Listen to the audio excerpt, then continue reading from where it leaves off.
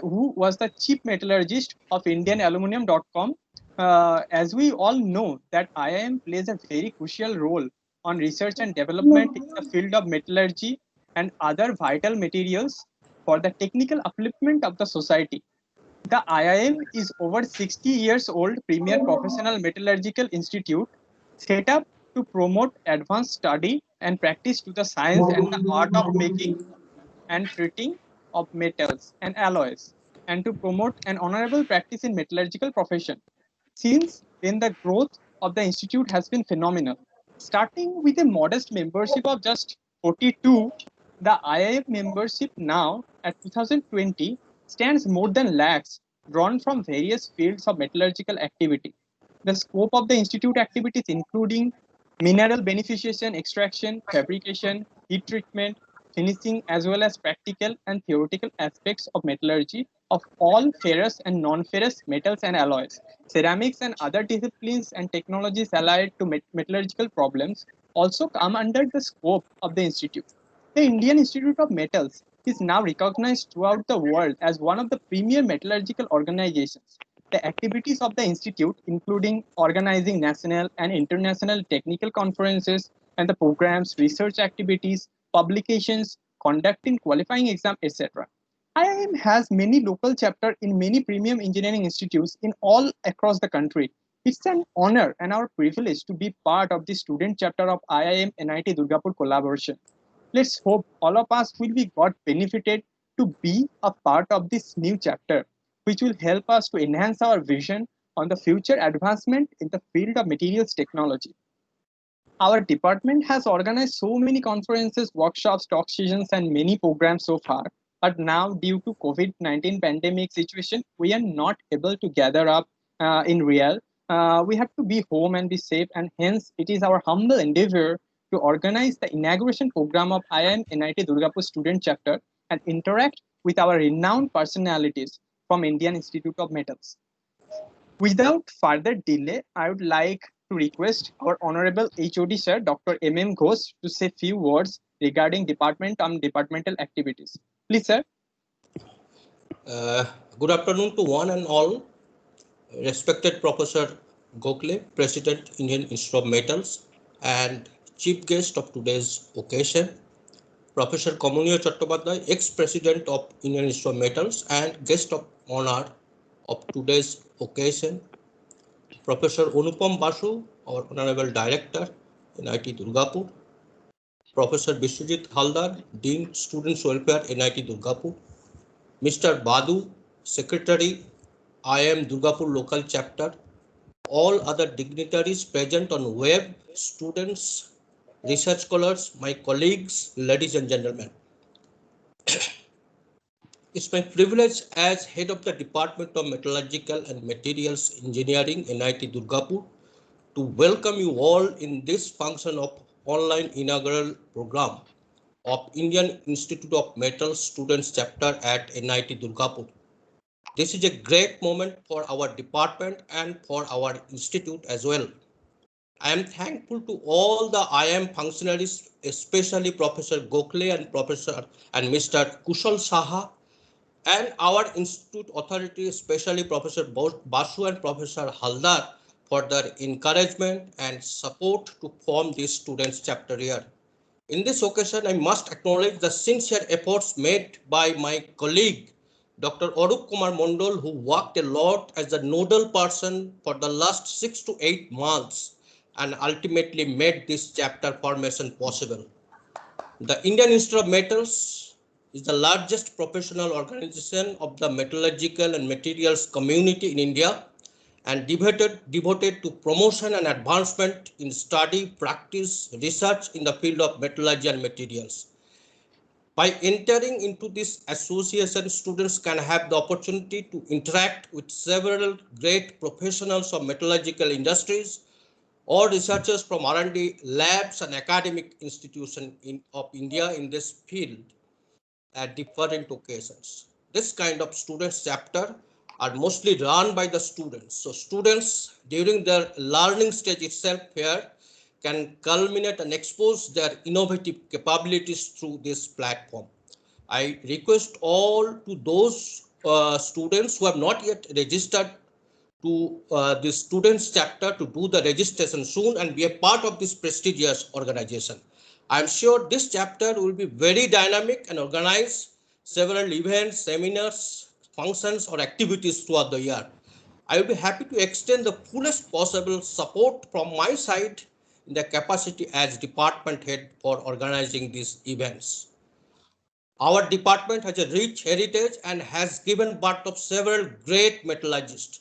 At this moment, I am proud to say that Professor Komunio Chattopadhyay of the Department of Materials Engineering, IIC Bangalore, a great personality in the metallurgical and materials engineering field, is our distinguished alumni, who has led the Indian Institute of Metals as president sometimes back. We are glad to have him in this occasion as the guest of honors and as a speaker in the subsequent lecture session. The students will also be glad to know that the present president of Indian Institute of Metals, Professor Gokhale of IIT Bombay, who is present as chief guest in today's occasion, is supervising a student named Mr. Gaurav Kumar. He might be present now, who graduated from our department last year or last year and is the recipient of the prestigious Prime Minister Research Fellowship. From its inception, our department is dedicated to train the students in such a way so as to make them fit for their professional career. However, sometimes due to lack of proper platform, the innovative capabilities of the students remain dormant during the student life and does not get exposed. The purpose of forming this student chapter here is to provide the students a suitable platform where the students can explore and show up their capabilities. I hope this IIM students chapter at NIT Durgapur will make a distinct mark in the metallurgical and materials engineering community and contribute a lot to the society. With this hope, I wish all success of this chapter. Thank you all. Thank you.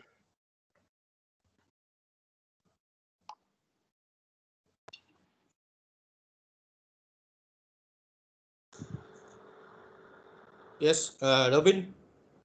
Thank you, sir, for your delightful words. Now, I would request Mr. Il Badu, Secretary IIM Durgapur Local Chapter, to say few words about Durgapur Local Chapter and its activities. Please, sir. Yeah, thank you very much. Am I audible? Am I audible? Yes, Yes, sir. Yes, sir. Yes, sir. Yes, sir. Okay, that's good. Okay, thank you very much, everybody, and good afternoon. It respected Professor Gokhale sir, President Indian Institute of Metals, and Chief Guest Professor K. Chattopadhyay sir, our guest of honor for today's function. Respected Professor Anupam Basu sir, Director NIT Durgapur. Respected Professor V. Haldar sir, Dean NIT Durgapur. Dr. M. Ghosh, who is the HOD of Metallurgical and Materials Engineering Department of NIT Durgapur, and other distinguished guests, IIM members and luminaries, professors, and faculty members, and my very dear students of NIT Durgapur, without whom this would not have been possible. This chapter progression would not have been possible. Okay, it is a momentous occasion today for the entire metallurgical fraternity, especially for the IIM chapter and metallurgical engineering department of NIT Durgapur. Let me congratulate each one of, especially the students and faculty of metallurgical department of NIT Durgapur. You all deserve commendation and accolades, really. In fact, we have been trying hard to forge an alliance with academic institutions of national repute, particularly with NIT and other engineering institutes in this part of India, with special emphasis on involving students of the institute. Indian Institute of Metals, Durgapur, has been leading in this aspect and organized many seminars, technical talks, events, and discussions at its campus at Dhatu Bhavan, Durgapur, in which NIT students and faculty from metallurgical department to achieve to bring more cohesiveness and synergy in working. We thought of starting a student chapter in the institute itself. We have been trying to form this chapter since then. Meanwhile, lot of hurdles of various shapes and sizes had come, and we have solved them jointly, working in tandem with IIM head office, NIT faculty members, and other stakeholders. In this respect, we have received immense help from President IIM, Professor Gokhale sir, Secretary General Bhushan Shah sir, and Ms. Asesh Saha, who is the DGM of IIM, head of Indian Instrumentals, Kolkata. This effort, Dr. A.M. Ghosh, HOD Mechanical Department of NIT Durgapur, and its faculty member, Dr. Arup Mandal, indeed played an instrumental role, as has been emphasized by HOD just now, role in bringing the students on board to register in spite of very difficult situation arising out of the prevailing COVID-19 situations and organize all related activities at NIT towards forming the chapter. Hats off to them, sir. We have overcome all challenges now and formed this chapter right here at NIT Durgapur for the benefit of the students of technology and material engineering, faculty and the industry, and ultimately the nation. Students are the future of our beloved nation. Without their participation and involvement right from a very early stage, effectiveness in disseminating and imparting education seems very difficult and also can become counterproductive. That is why the platform involving academia, industry, research institutions, student bodies, esteemed forums like IIM meet and discuss global as well as local issues concerning the industry from time to time to find out solutions to emerging problems and challenges. Under this perspective, I would say both IIM Durgapur chapter and NIT Durgapur in general and its pedagogical department in particular are doing fairly an excellent job in bringing industry, academia, and students together in one forum and platform and organizing many events to meet the underlying yet very important purpose, that is nation building. At the same time, we feel extremely proud to be associated with NIT Durgapur, particularly the Mechanical Engineering Department, in organizing various events. I am sure students will be able to take benefits of being members of this prestigious iconic forum called Indian Institute of Metals and its many programs being conducted from time to time throughout the year across the country and abroad. We have a huge number of benefits and facilities available specifically for the student members. Last but not the least, I wish this inauguration program a grand success and strongly hope the synergy of IIM Durgapur chapter and NIT Durgapur will bring about many more fruitful ventures and programs in the coming days for the benefits of metallurgical fraternity. To end my speech, I'll quote an important line from Henry Ford here. Coming together is beginning. Keeping together is progress. Working together is success. Thank you, everybody. Everyone. Thank you.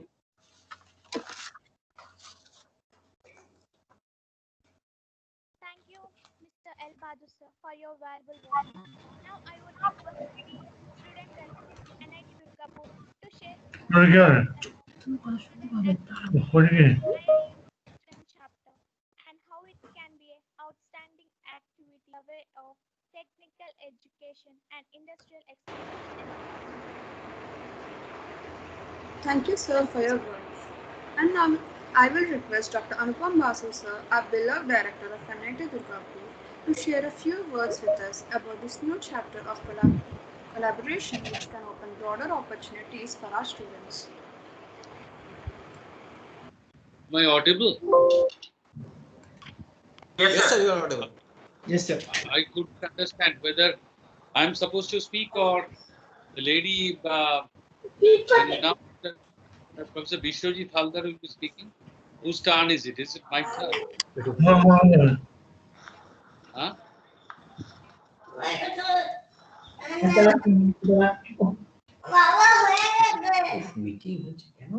Is it my turn to speak? So Professor Haldar has not yet joined actually. So Okay, so Professor it's my Haldar turn joined. to speak. Yes, sir. Sir has joined. Sir has joined. So No, so whose turn it is? So you speak, sir. You speak, sir. All right. So it's a really happy occasion, and I'm really glad that NIT Durgapur um, is having the local chapter of Indian Institute of Metals. I am familiar with the activities of Indian Institute of Metals from my original institute, IIT Kharagpur, where a lot of activities are undertaken from there, and many of my close colleagues are involved with that.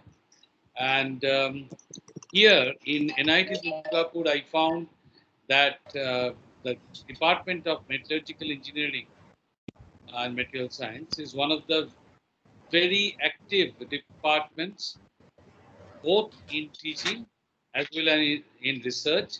I know, of course, Professor Kamuniyar Chattopadhyay is here today. I know many other researchers in that department who are doing extremely well. And I know a number of students who have graduated and are doing very well, not only in India, but also in Germany and other places where they have gone. And that speaks very highly of the level of academics that the department is maintaining. I am also very happy to see today um, the chief guest, Professor Gokhale, Professor Kamuniyar Chattopadhyay himself is there. From the locality, we have got Mr. Badu. And I don't know, Mr. T.B. Singh, whether he is here. I think he could not come.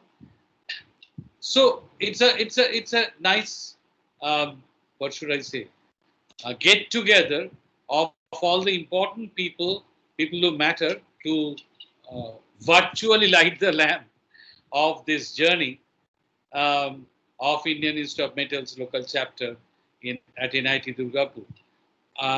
Since it's a student chapter, it should have, in my view, some special characteristics. The student activity, I obviously believe that the students possess the maximum energy and that they can do a lot with the support. The main problem that comes to me as an administrator is when you ask for funds. There I am really tied up because the ministry is also cutting down the funds because of several reasons. The country is needing funds at different for different purpose in this COVID scenario. However, if Indian Institute of Metals supports the student activity, I can assure that NIT Durgapur will provide all sorts of encouragements and support. I personally feel, and leave it to Professor Gokhale, Professor Chattopadhyay, Professor M.M. Ghosh, Mr. Badu, and others to ponder over it. I feel it's very important that the student chapter also reaches out to the students. And by students, I do not mean the students of NITs and IITs only. I mean the students who are in schools. Because the school students, when they go for their JE, they have got a very, very myopic vision. And they think that they must have computer science or IT or electronics, otherwise they can't do anything. But in the school, they are learning. I still remember extraction of metals and all those things that I studied in school.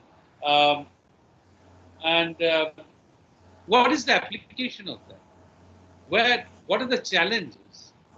Is it really necessary to study them? What can we really contribute? What does the nation demand or the human civilization demand from these sectors? The students must be made aware.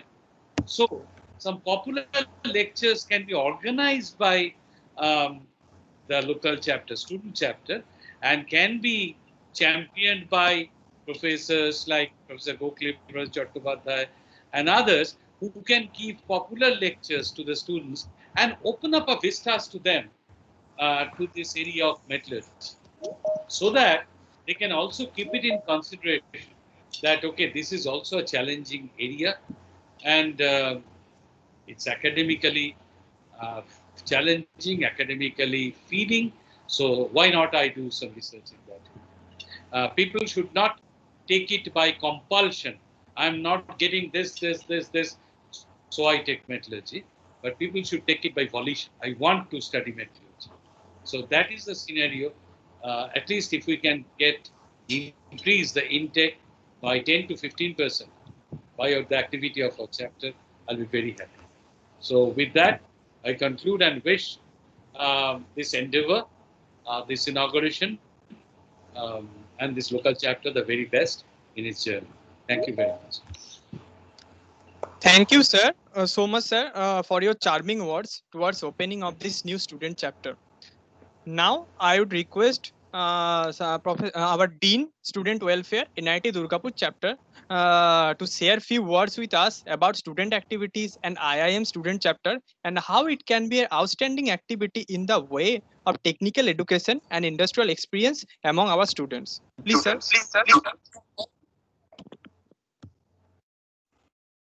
Thank you. A very good afternoon to all of you. Kindly, With this, kindly switch your am video I on, sir. audible? Yes, sir, Am you I are audible? audible. Sir, you are audible. Your video is not Okay. visible, sir. Respected chief guest of this occasion, Professor A. Gokhale, President of the Indian Institute of Metals, guest of honor, Professor Kamani Chattopadhyay, former President of IIM and served Distinguished Fellow, Interdisciplinary Center for Energy Research, Department of Materials Engineering, IISc Bangalore, respected Director Sir, Professor Anupam Basu, uh, Secretary of IIM Local Chapter, Mr. Balu, and all other dignitaries present in this online, say today, in this inaugural session of IIM student chapter at NIT Durgapur. Of course, my colleagues, dear students, and again, a very good afternoon to you all. Actually, say all the particulars which are known better by the officials, they have already told a bit about, but I can share my words, and I must tell that I am privileged to be present here, because the starting of the journey, from the starting of the journey that was there, I can still remember the day when an exuberant young faculty member, say personified in Professor uh, Arup Mondal, and a somber, say, HOD, Professor Ghosh. They came to my chamber with a file, and we were discussing about opening this student chapter. We had already some chapters of the institutions like SAE, IEEE, then IST. This students chapter are already in action, and this is constant encouragement from our director sir. He wants that each and every student should be associated with some other activities apart from the curricular activity. So we have number of clubs, etc., associated for the co-curricular and extracurricular activities. Here, keeping the extracurricular activities aside, co-curricular activities, they are coming to be very important. And really, when Professor Ghosh and together with Dr. Mundal, they came to me, and they told about the proposal with the concrete move which is to be signed, etc. Really, that was a very, say, memorable point at my tenure. They started the journey. Number of crisscrosses were there during the path. Say hiccups, a small was there, but the big hiccup really, which is still going on, that is the pandemic period. still now, with which we are say going on. Within that, really it is the continuous endeavor. Say I can tell about the faces only, that means Dr. Mondal and Professor Ghosh, but I should be telling that at the background of it, their group is there. Kudos to them, because during this online, say, conversation and organizing that one, really that is some achievement which has to be saluted. So that is a very great effort. Here I should be mentioning that to Professor Ghosh and Mondal, I am some live member of IIM too. Say I used to take the classes in the Dhatu Bhavan in say the Durgapur local chapter. So due to that, I am a member of IIM too. Anyway, so that is really very say pleasing for me to when this student chapter is going to be started in our institute. Say again, I'll be telling that say I appreciate the hard work for shaping this student family. Here, as wanted, I will be telling that, of course, the details of activities of this professional body of IIM student chapter, say that would be shaping up, and the scope of it is already say have been talked about, the way the seminars are taken, or the workshops which can be done, and Professor Basu has already extended it a bit further to include the budding school students also, to get the idea or scope or range of the activities within this say materials and say metallurgical engineering field, which is very important, what I feel. And for these say professional societies, one of say IIM is say in the field of materials engineering, that is one of the say pioneers, as we know. So if we the way we can say exchange our ideas and say with the joins in this field, with the favor of them, with the patronage of them, and of course a fund is always important through the sponsorship which may be say provided by them. Really it would be very beneficiary for us as the institute in general, and in particular the students of say material and metallurgical engineering in particular. So that would be very useful, say, for these bodies. Of course, that is tagged with the say curricular activity, maybe the STEM, but the co-curricular activities which are branches of the tree, say number of activities to which the students, because when through the curricular activities they are connected to the syllabus, the course which is given to them, and in a structured way. But out of that, what is going on, the state of the art, what is there, to which they may be exposed to through these professional bodies only, and that is very important when they are stepping out of the institute in their say professional career, maybe in the industry, maybe in the research institutes. That is coming to be very important. And of course the first batch of students who are connected, to wish all the best with some rider, with some precaution. I'll be telling, this is my experience, what I've seen. A batch is doing extremely well. They are say totally eager and keen over their jobs, but when that batch is leaving, that is creating some void. The next batch, they are not prepared, and we are seeing some slumbering. Say for all the say clubs, we have seen somehow this sort of thing, which was excelling at some say point of time. After that say very enthusiastic batch, when they're leaving, the baton is not properly passed, and the next batch they are lagging behind. So I'll be telling the faculty advisors also to take care of that, so that when the say final year or pre-final year students would be at the helm of the affairs, the junior students, they should be also say hatched, and they should be incubated in that manner, so that they may take up the baton, and the say relay may continue at the same pace. So that is my advice from my experience.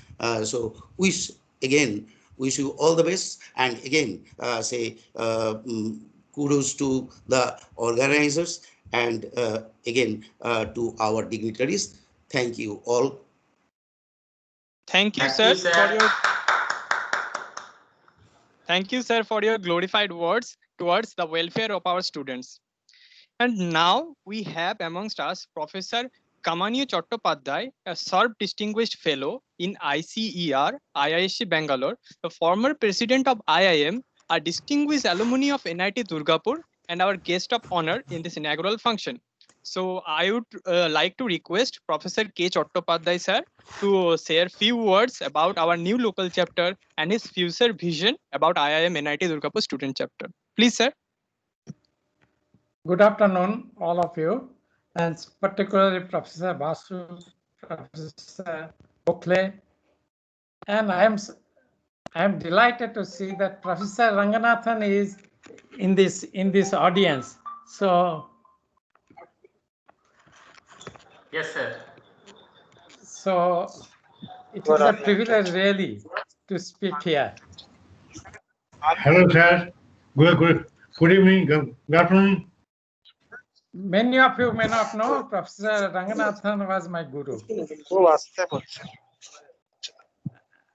And I'll be very brief because I'll be talking later technically. When I was a student of RE College Durgapur, Indian Institute of Metal was very active in Durgapur because that time alloy steel plant and Durgapur steel plant was new and very active, and there were many functions.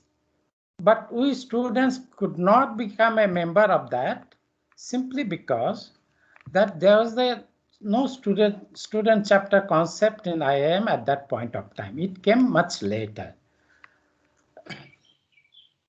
However, I think it came sometime back, and many places have this student chapter, and I am very glad that Durgapur has this chapter now. We at IIM actually was discussing a lot about student chapter because we recognize that it is the students and young metallurgists who will be the future of the country and who is the future of the IIM. Only a few months back, myself and Professor Gokhale discussed, and I think with the leadership of Professor Gokhale, in another few months, we'll be launching the educational portal. And fortunately, we also have a very dynamic Secretary General, Mr. Kushal Shah. So I am certain that this will happen, and we already have a fund for that. Now, this portal will have a lot of educational resources for the students. But this will not be only the educational resources. I think through this portal, I think all the student chapters can get resources, informations about jobs, about what is happening in other places. And I have a strong wish that many student chapters together can organize virtual seminars and virtual webinars. This is a very powerful tool. I think we have to be grateful to coronavirus to have this actually make possible now. Sometime back, last month, I attended a meeting like this, which was attended by about 250 plus participants. So it is now possible. Microsoft Team, you can go up to 1,000 participants and you can live stream it. So, and that doesn't cost money. Professor Basu's worry will not be there because you don't have to serve tea and lunch and anything. And I find that these are very useful, extremely, I feel inspired. Some lectures that I have heard is very inspirational. And I think now student chapter can play a much bigger role through these platforms. So I'll tell all my students here that why don't you network not only with this chapter, with the other chapters, and organize jointly many of these programs, and IIM will fully support you. And all of us will join that if some interesting things happens there. Secondly, I want to tell all my student friends here that it is not that you didn't get computer science, you didn't get something else, so you joined metallurgy. If you look at history of materials, history of metallurgy, nothing can happen without us. When you lift the cell phone, or when you are talking through this laptop, or when you are flying in an aircraft, or going through a car, these are all actually because of us. From antiquity to today, it is a metallurgy and materials which has actually is one of the key component of technology development. And we are small in community, and that is the advantage. We are not as large as mechanical engineers or electrical engineers, naturally, because the scope is limited, but we are crucial. And therefore, be proud of it. And if you are proud of it, you will do a lot of things for it. And we are there to help you out.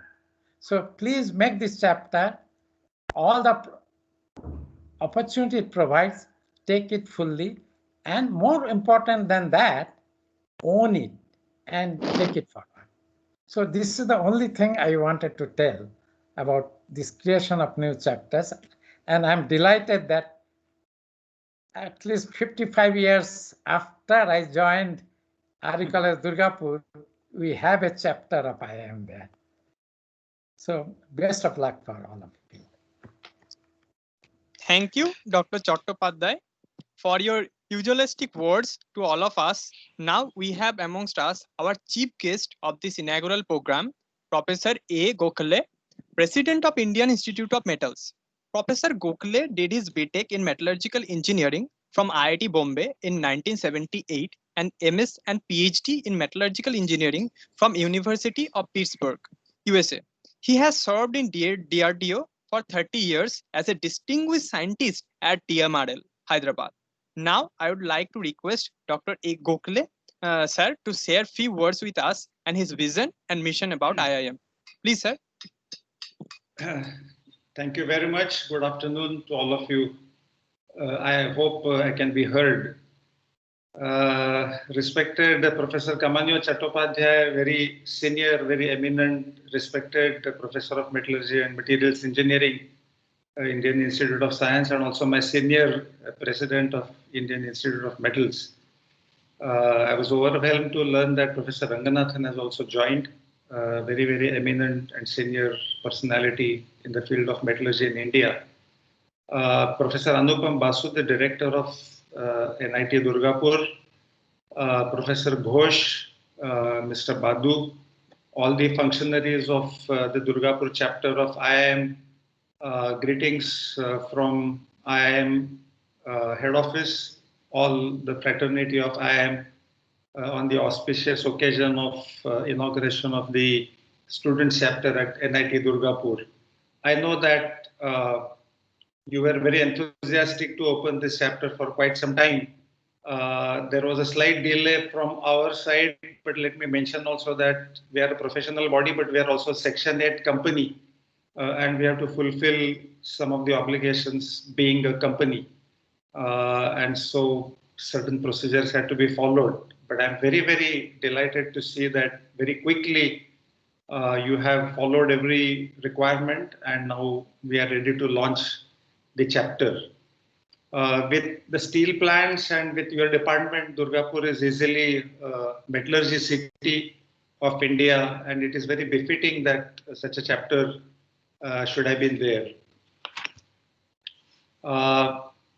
Now, just to give a little picture, Professor Chattopadhyay was mentioning about the importance of metals in our everyday life. But have we as a nation really lived up to the international standards is something to be quickly taken a look at in terms of some of the numbers. So today, the contribution of manufacturing in the Indian GDP is about 16%, as opposed to 29% in China and Korea. So it's relatively low. In that 16%, about 2% of the gross value addition, which is slightly less than the GDP, is by mining sector. That may be somewhat low compared to other countries, but not very low. Mining, we are probably doing okay. But if you combine metals and mines, it's only 4 to 4.5%. If we were able to go to value-added products from the mines and metals, we could have reached about 10% of the GDP. But we are not actually. So the big gap in India is that while mining, which is partly related to the nature's bounty, we have all the ores, and we do have the exploration and the mining ability, but the differential earnings, they increase multifold as you do value additions to the metals, the ores and the metals. The example that Professor Kamanyo Chattopadhyay was referring, the cell phone or the laptop and the miniaturized electronic materials. Today, as an example, India is endowed with resources which contain rare earth metals. Okay. But then till today, we don't have an industry which produces rare earth based magnets of the highest quality. So there are a lot of the missing links in the value chain for critical metals such as rare earths.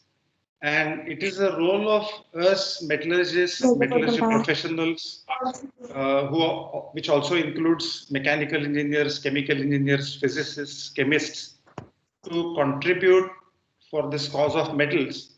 That way, the nature's resources can be fully utilized in building the nation's economy. The country has got programs, the students may be aware that we have a program in nuclear submarines. We have a program in the light combat aircraft is under manufacture, and the advanced medium combat aircraft as well as the various unmanned vehicles programs are also funded by the government. And the ISRO's satellite programs, the satellite launch vehicle programs are well known. So we have actually very large number of very high technology strategic programs already in the country. But not all the metallic materials are made available in the country in the ready to fit condition. So the pure metals may be there, but the value added manufactured products, the country still depends on import. And that should not be the case because the country has one of the highest percentage of engineering graduates in the world actually. It's a question of our will and collective will rather, and putting our efforts together. There are many challenges still to be met. Apart from developing materials, there is also the problem of recycling. Our economy is fast expanding. Cities are rapidly growing. Recycling, solid waste management, generating values from byproducts of industry are also to be some of the important problems. We don't have empty space anymore because the living communities are growing and the industrial space is actually being encircled by the civil society. And so we can't just throw away our solid waste. We must make sure that we also take care of the environment. While your alma mater, the NIT, will give you the depth in the knowledge of metallurgy, physics, chemistry, maths, and some allied subjects, you may be wondering what is this another institute called Indian Institute of Metals is also going to add to your knowledge of metallurgy. So let me say that while your alma mater, the National Institute of Technology, will expose you to the depths of metallurgy and allied subjects, the Indian Institute of Metals as a professional body, with this membership, you will acquire a breadth in your knowledge of metals and materials as a profession. So your professional growth after your graduation is very, very important. And therefore, it is very important for you to be interfacing with people from academia, R&D, industries, as well as those who are in the position of policy making, and directly interface with them. When I was a member of the council of IIM and I was a director of DMRL, I needed help from some of the very senior people of SAIL to push the naval steels project at that time, because SAIL was a kind of a partner in the progress of naval steels. We were working together for the nuclear submarine. And sometimes there were hiccups in the production, and our scientists were actually stuck and they were not able to move forward, because sometimes some important decisions have to be taken by high leadership. And thankfully, because I was a council member and Mr. Mohanty was a vice president, I reached out to him at that time, straight away called him and said that, Mohanty sir, please solve this problem. And I could do it if I was not knowing him through IIM. It would have been very, very difficult for me to reach Delhi and his office in SAIL headquarters. Okay. Similarly, you want to meet director of BRC, let us see. You will have to pass through 4 or 5 layers of security if you are taking an official appointment with him. But if he is invited to give a lecture in one of the IIM events, it is possible for a student to get up and ask a question. And these very accomplished people, they like it actually when students talk to them, and they will mingle with you and possibly remember you if you are saying something very nice. So it's both ways. Being a part of a professional body is like a, let's say, charge in an electric field or a ferromagnetic material in a magnetic field. So if there is a current in the current carrying conductor, there will be a force felt. If you are a conducting body, then you will feel magnetism will be generated in you. But if you are just a neutral body, no matter how much the field strength of that magnet is, it's not going to change you. So in the professional body, it's a give and take, grow and let grow. What you give, you will get many times of what you give actually. But then it starts with giving, and you have already become a member of this institute. Now let me say, people may be curious to know what new things are being done in the Indian Institute of Metals. After all, we are a 74-year-old body, and we are going to celebrate our Platinum Jubilee on 24th of February in another 6 months. So when I took over as the president, it was in the peak of the pandemic crisis. And even our annual general meeting had to be online. Unlike every year, we do things with big fanfare in Kolkata. But this year it had to be done online. But then we thought, and I was reminded of Winston Churchill's words in the aftermath of the Second World War, that we cannot let a crisis go to waste. So some of us started thinking what we can do actually when we are not able to physically travel and meet. In fact, I was finding that I was saving so much of my travel time, and I got more time to think and sit in front of the computer and do things.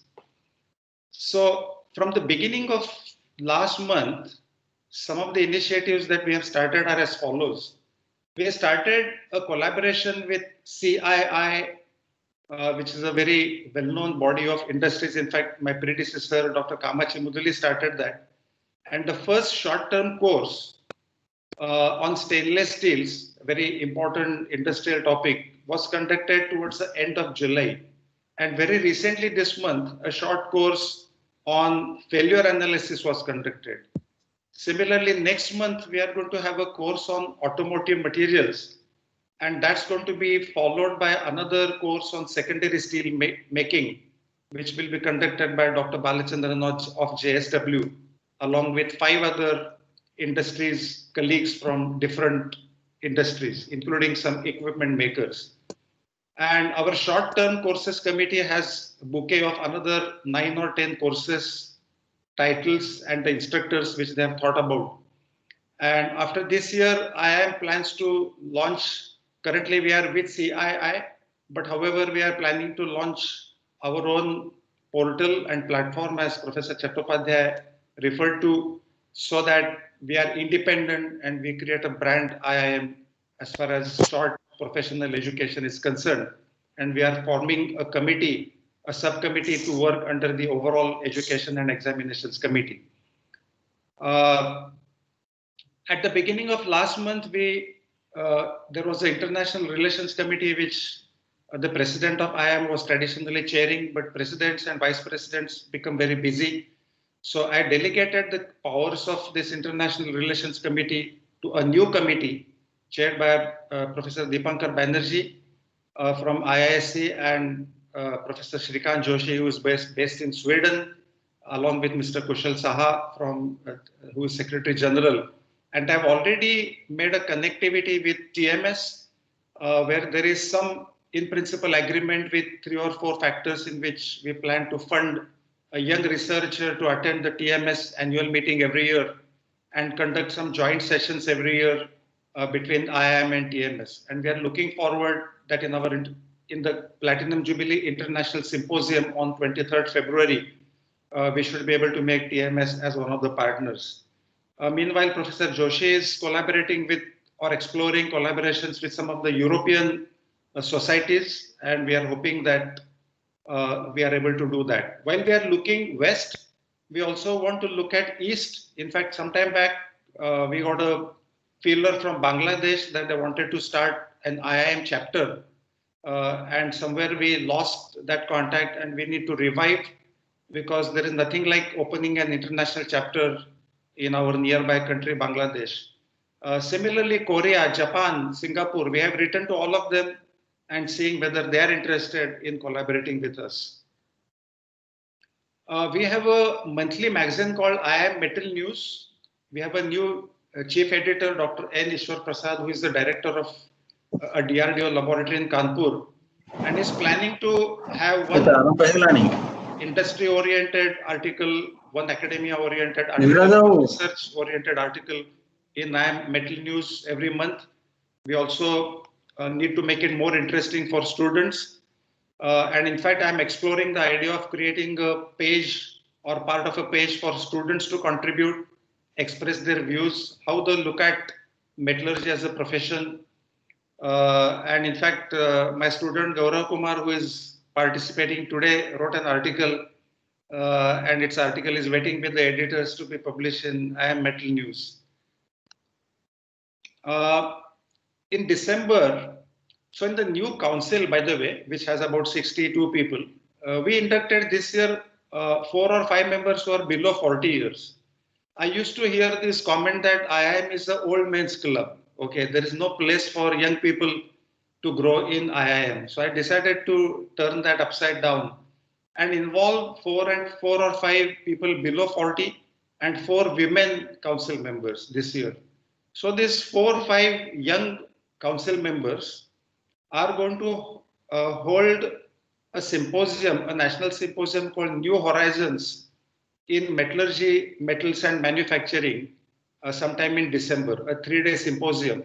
Not only that, Springer has agreed to publish a book based upon the articles which they are going to write.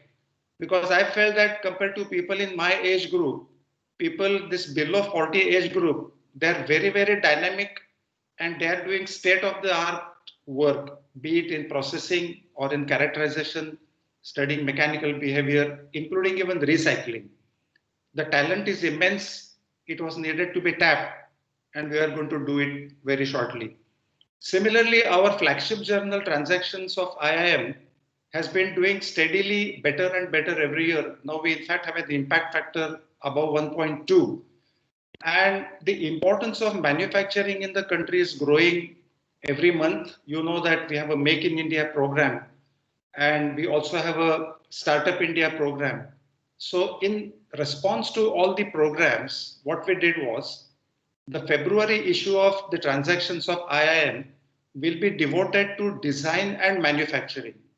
And I'm very happy to say that Professor Jyoti Mazumdar of University of Michigan who is a well-known Indian metallurgist and manufacturing person, and Dr. Sanak Mishra, my senior former president of IIM.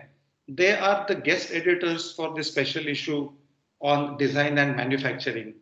And the first issue may be largely based upon the invited articles, but it will be made as an annual feature. If the response is overwhelming, we may increase the number of issues devoted to design and manufacturing.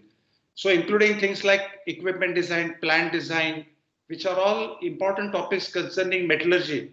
It's not just physical metallurgy. There are things beyond. Metals field is much wider. And to recognize that and collect all the people involved, we decided to do this special issue.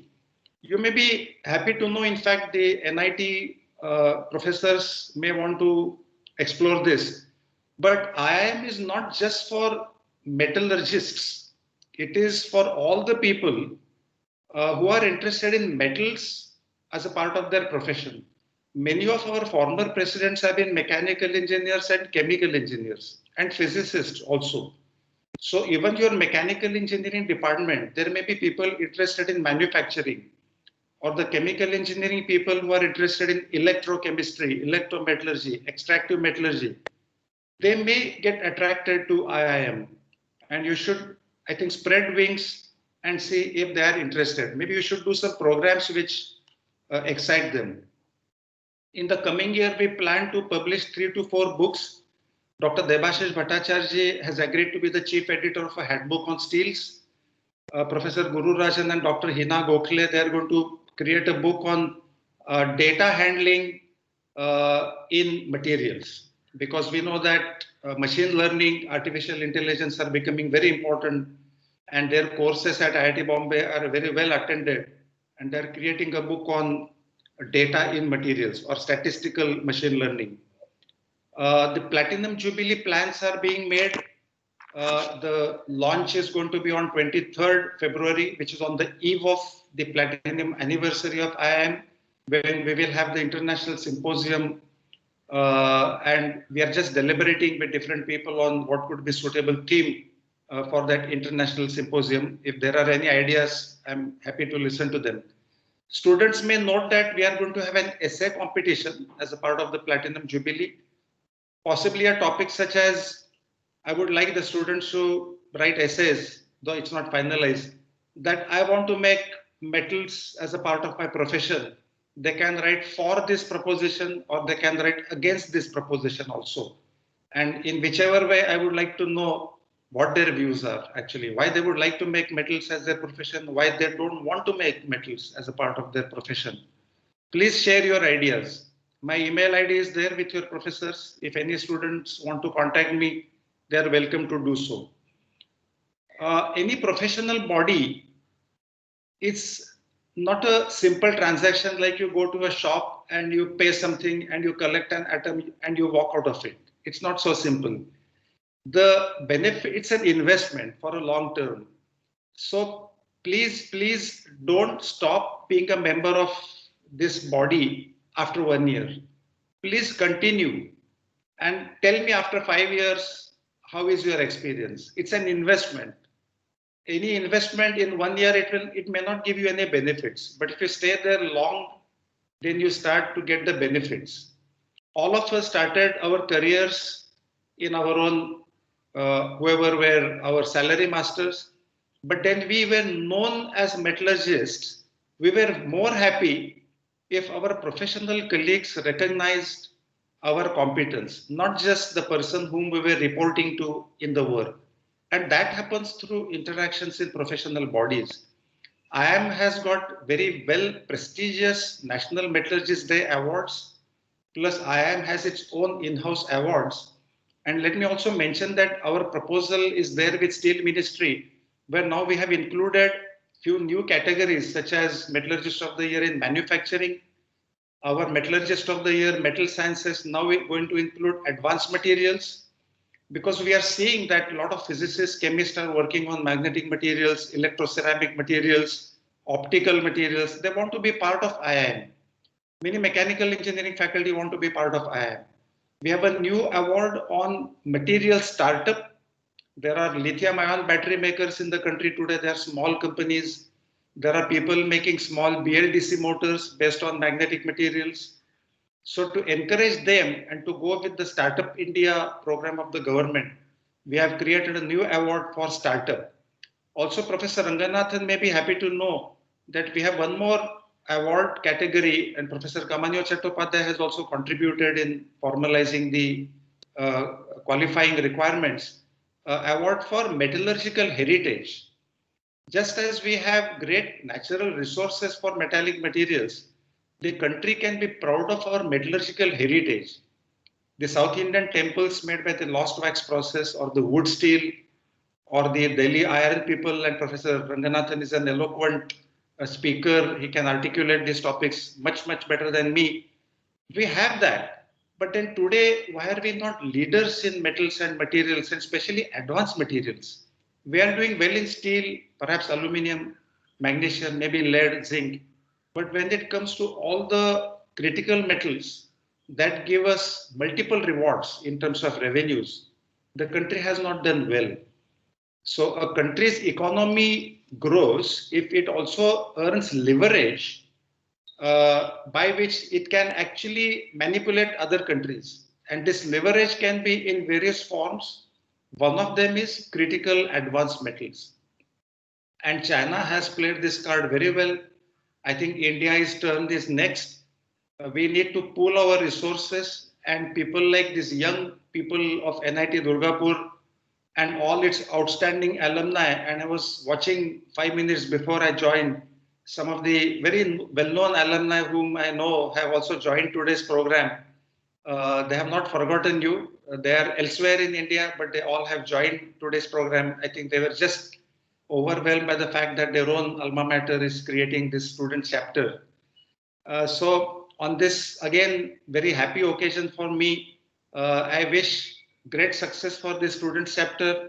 I want to assure the students who have become members today, as well as those who have not become members today, that becoming a member of IIM, students member, is one of the best investments that they have made in their lives. And I would just request them and urge them to continue remaining as the members. Today, the procedures to become member, life member, have been much simplified. It's all at a fingertip. You sit at home, you make an online transaction. You don't need two people's signatures. I remember when I became a member, it was a bit complicated. Today, we want to welcome all of you. Somebody announced that we have more than 1 lakh members. That's not true. There may be 1 lakh beneficiaries. We have 10,500 members, but we want to make it 20,000 in the next few years. And I would like all the support from the parent chapter of Durgapur, as well as the student chapter. So Bengal is the land of metallurgy. Actually, it all started there. Our head office is also located in Kolkata. And I think some leadership role needs to be played by the Durgapur chapter hereafter and the student chapter. Once again, thank you very much. Thank you, Professor Kamanyo Chattopadhyay, for accepting to give your talk. After this, thank you, your director, for being present. That shows the commitment of the institute to the student chapter. And it's now all for the students now to make the next move and start to make the first move. And we are all here to help you. Thank you very much. Thank you, sir. Thank you, sir, for your precious talk. It was a great experience for all of us. Thank you. Thank you, sir. It was a great experience for all of us to have both of you and Professor K. Chattopadhyay in this inaugural program. Now, I would like to request our faculty advisor, IIM Student Chapter NIT Durgapur, Dr. Arup Kumar Mondal, to give vote of thanks for this amazing program. Please, sir. Thank you, Robin. Thank you. Hello, am I audible? Yes, sir. Yes, sir. You are Yes. audible. Okay. A very good afternoon to everyone. On behalf of the organizing committee, it is great honor and privilege to deliver the vote of thanks.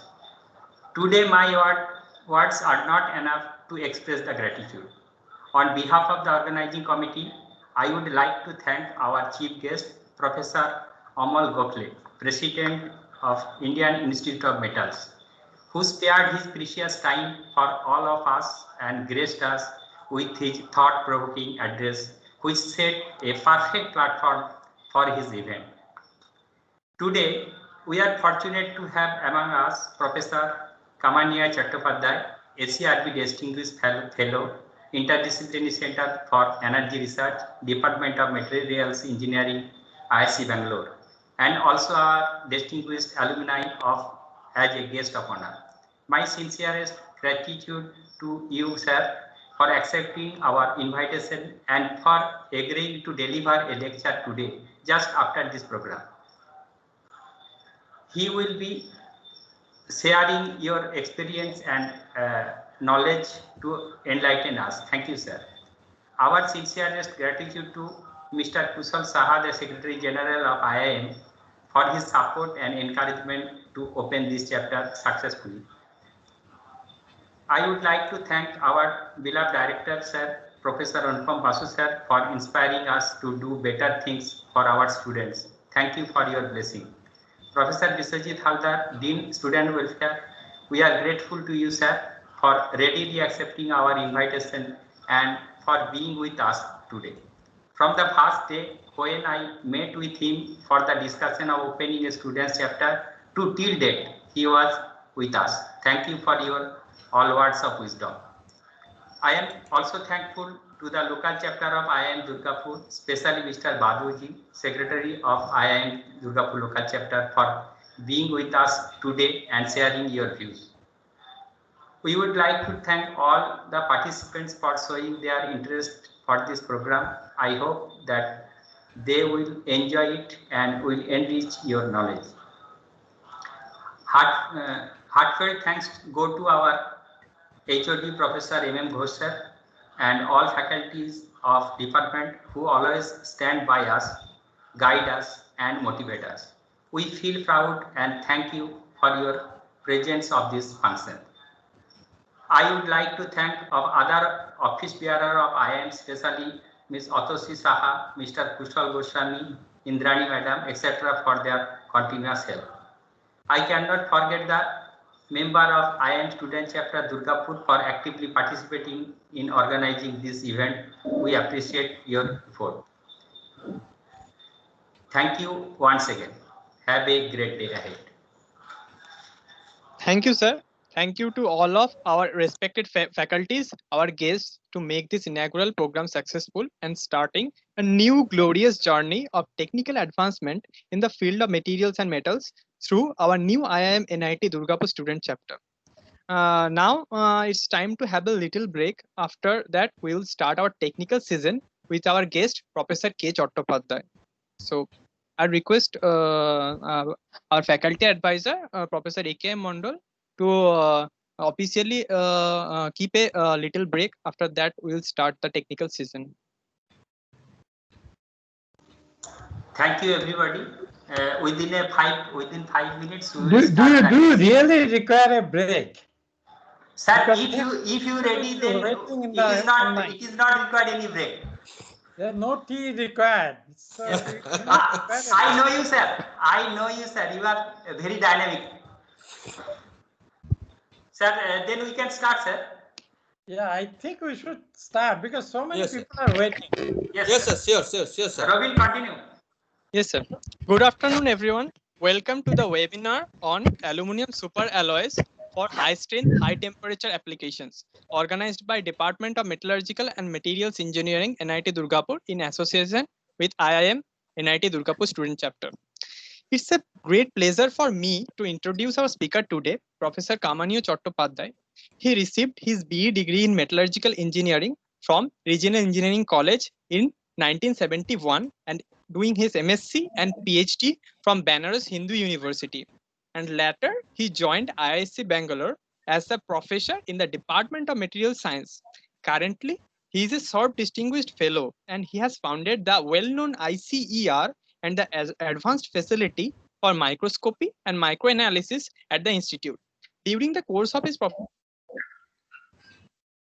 he served as a visiting professor at Carnegie Mellon University, Tohoku University, and Kyoto University, and spent time at a large number of research establishments across the world. He is the recipient of the prestigious Santiswaru Bhatnagar Award in 1995 with numerous national awards including Award of National Metallurgist of Government of India for contribution to the metallurgical profession and the Lifetime Achievement Award of the Electron Microscope Society of India. He is also a fellow in INSA, Indian Academy of Science, National Academy of Science, Allahabad, and Indian National Academy of Engineering. The most interesting part is that he is a past president and honorary member of Indian Institute of Metals. Currently, he is an executive member of IFSM, a member of International Science Council of UNESCO. He was the first coordinator of the National Microgravity Program of ISRO from 2003 to 2024 and successfully steered the first Indian science experiments abroad, the Indian Re-Entry Vehicle SRE in 2007. Professor Chattopadhyay served as the chair of several international committees like Rapidly Quenched and Metastable Materials, International Committee on Nanostructure Materials, and Committee on Quasicrystal. He is internationally recognized for his work on quasicrystals, nanomaterials, non-equilibrium processed metastable materials, and designing of new high-temperature superalloys. His extensive work on mechanically milled nanoscaled magnetic materials and free nanoparticles through cryomilling is well recognized. His current work on developing a new series of high-temperature, high-strength structural alloys in cobalt, aluminum, and copper-based alloy system utilizing ordered.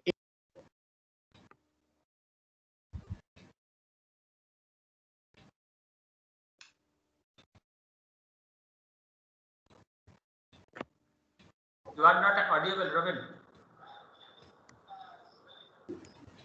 Unmute yourself. Yes. Sir, am I audible now? Now.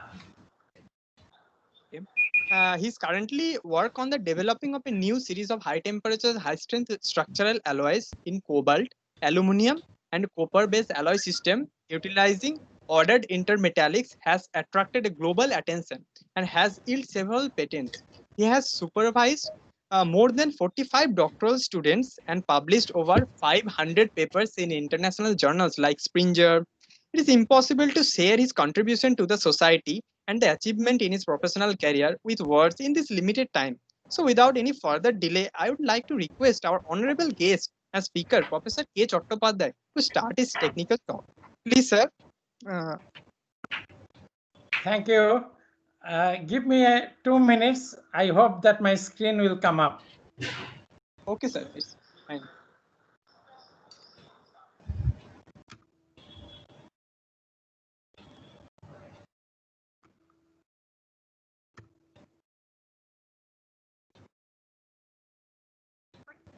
Yes, sir. Can you see my screen? Yes, sir. It is visible, sir. Go to full screen mode, sir.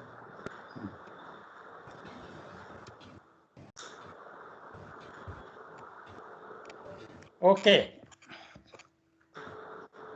Those who join later, good afternoon, and my greetings from Bangalore to all the people who are attending these functions and all the students and alumni of RE College and NIT, because I more fondly call it RE College, but it has become now NIT.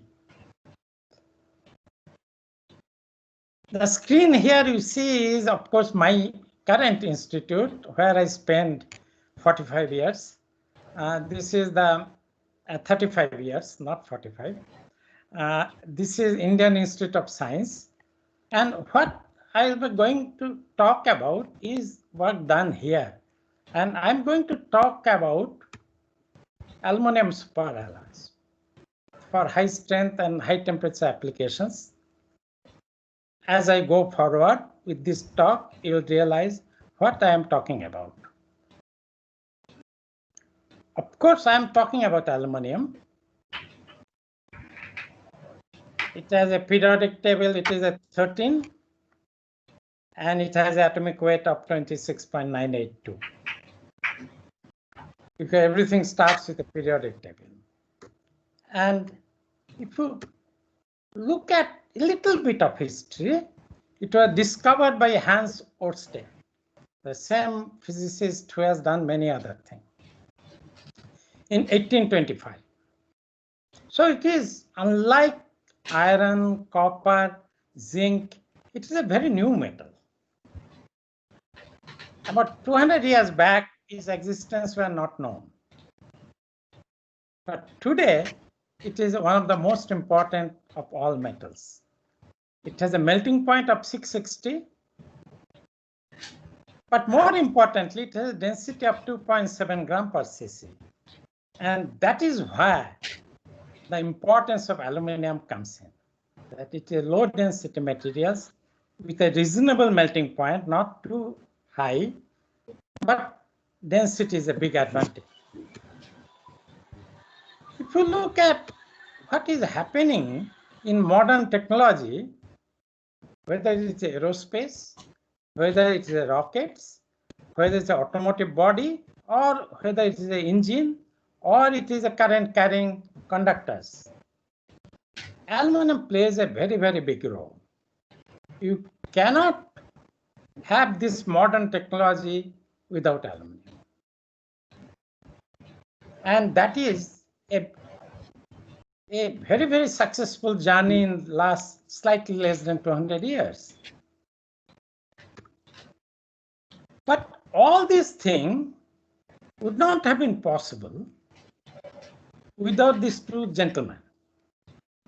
In fact, extracting aluminum was difficult. Even after its discovery in 1825, people tried to extract it, chemists tried to extract it with reductions using sodium, potassium in a very complicated route, and therefore it became expensive. It is so expensive that there was an exhibition where Napoleon's crown was exhibited in Paris, and next to the crown, the next exhibit was a piece of aluminum. So it was almost like a jewelry value. But everything changed because of these two persons, Charles Martin Hall, and of course, the Herald, Paul Herald. Interesting, both of them born in 1863, and both of them died in 1914. And both of them discovered extraction of aluminum in an industrial scale independently. And for the students who are here, I like to point out that both of them discovered this process when they were of the age 22 years old, independently in USA and in Paris.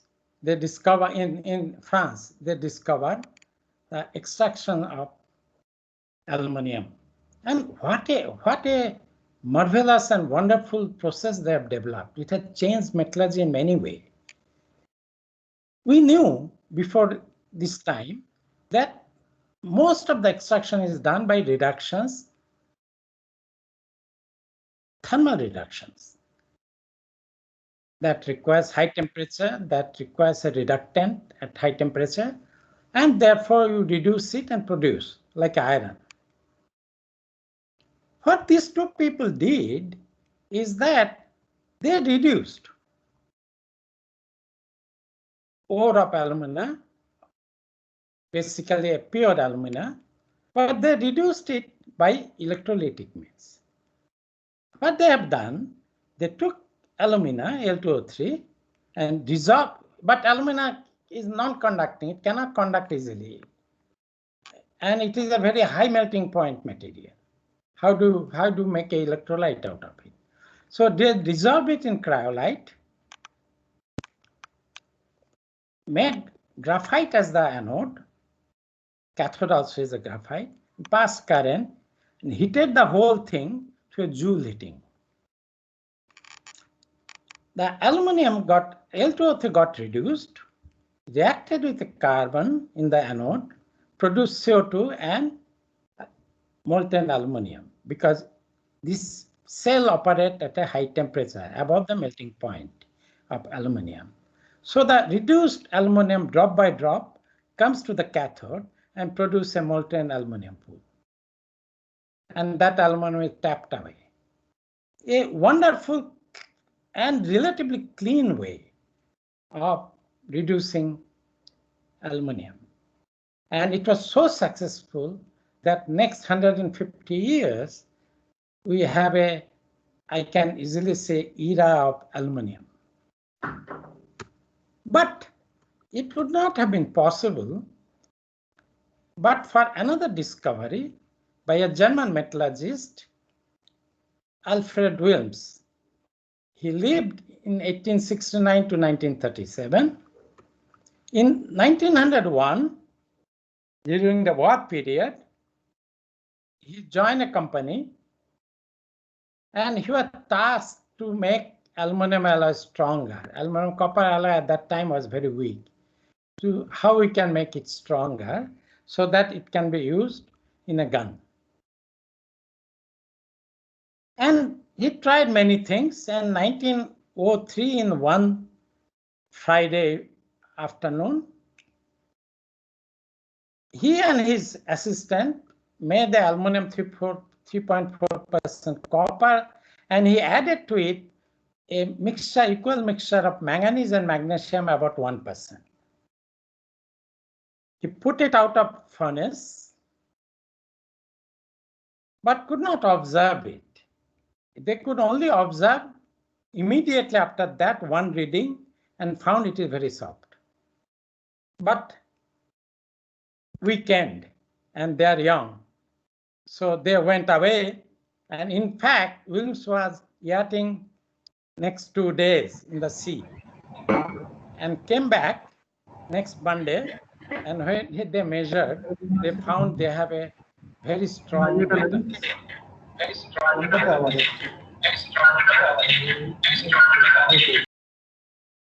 And that is the discovery of age hardening, which has revolutionized the aluminum metallurgy, the aluminum alloys that we see today. Let us move forward.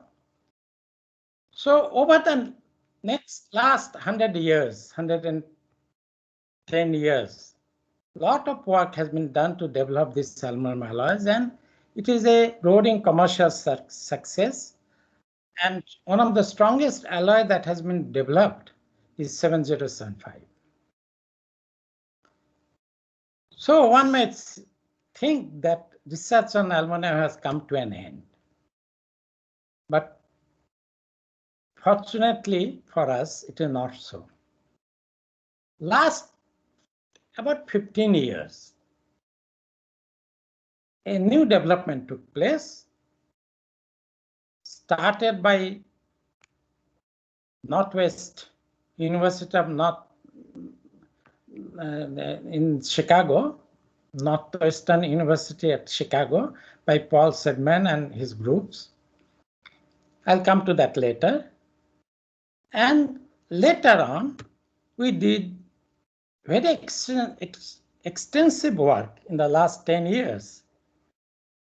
And IIC is today at the cutting edge of these developments. And I'll be going to tell you the story of our work to develop these alloys. It has not yet come to the commercial, but it is knocking on the verge of coming to commercial. We know that superalloys are developed by nanostructuring of precipitates that impart high strength and high temperature stability. The high temperature stability is very important. There are many alloys which gives high strength, but they are not stable at high temperature. So they cannot be used for any long period of time at high temperature. Now there is basically the most important superalloy was nickel-based superalloys, which we all know.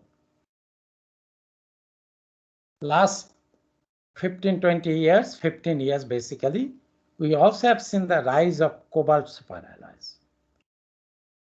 But that story I'll not tell today. Some other day, I think I'll talk about the story of development of cobalt-based superalloys. But today we'll be talking about aluminum alloy and which recently, last 1 year, 1.5 years, people are terming it as aluminum superalloys because principles are very similar for developing these alloys. Let us look at basics a little bit. I'll not talk too much of a time, but a little bit of basics. Any material, if you want to pull it, there is a bond between atoms. And they actually bring together the atoms in a solid. And this, we call it as a cohesive energy.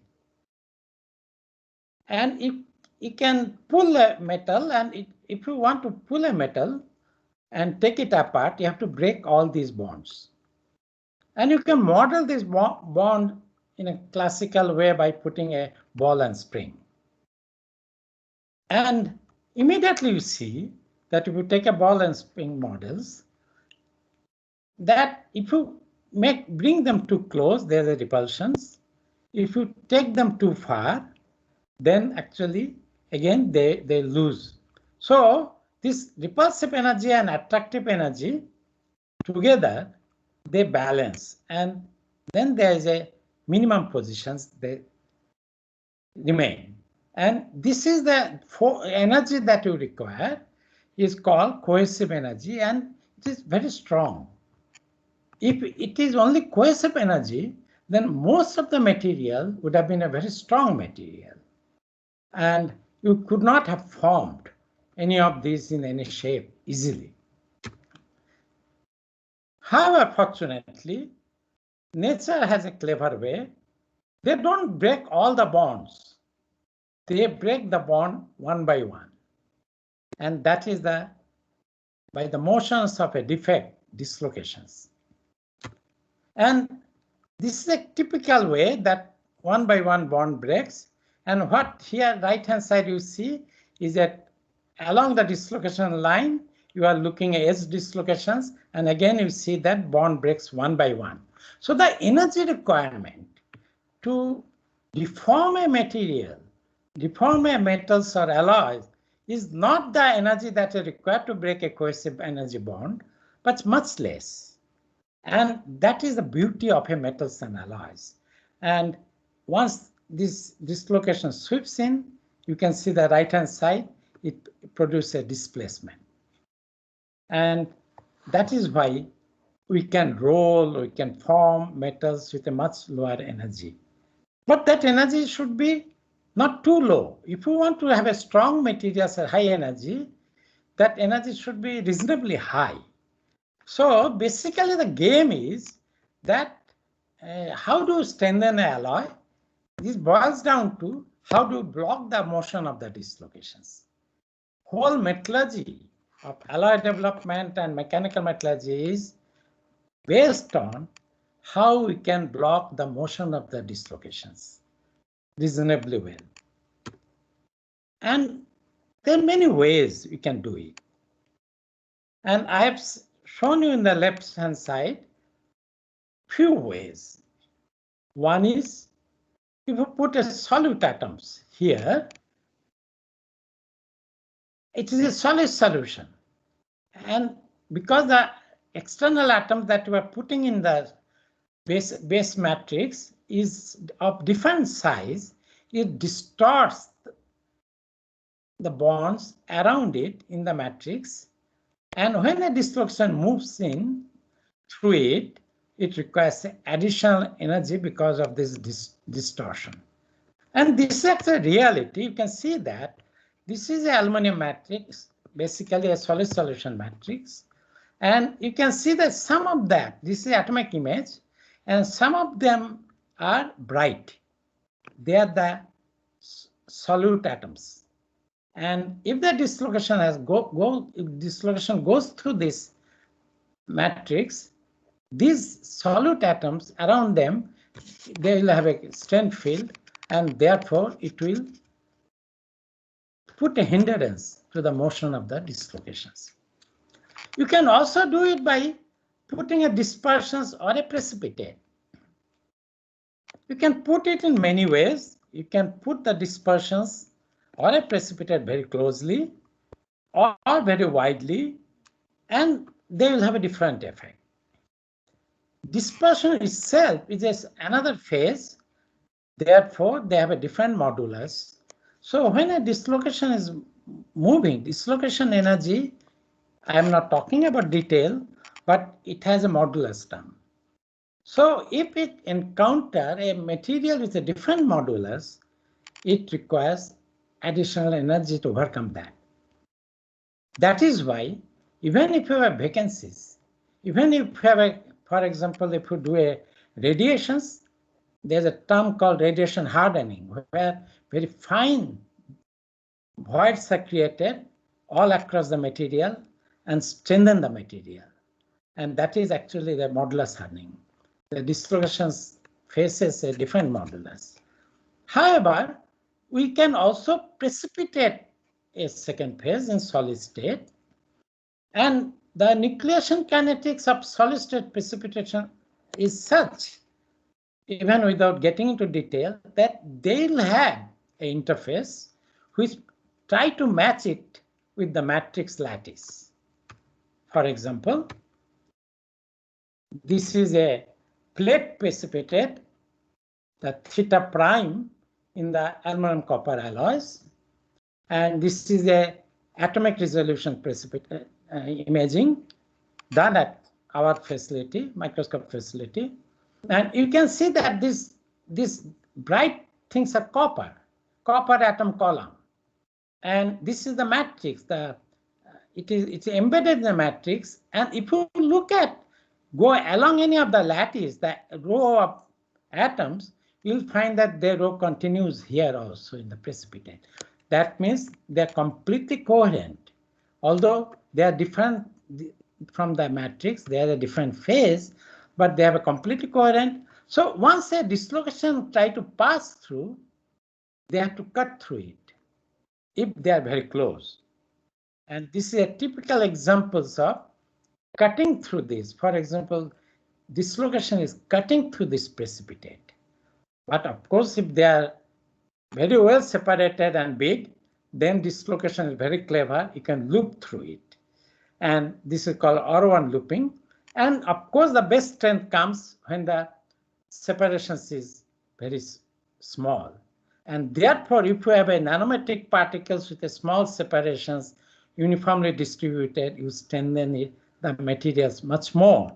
Then precipitate well dispersed and well separated.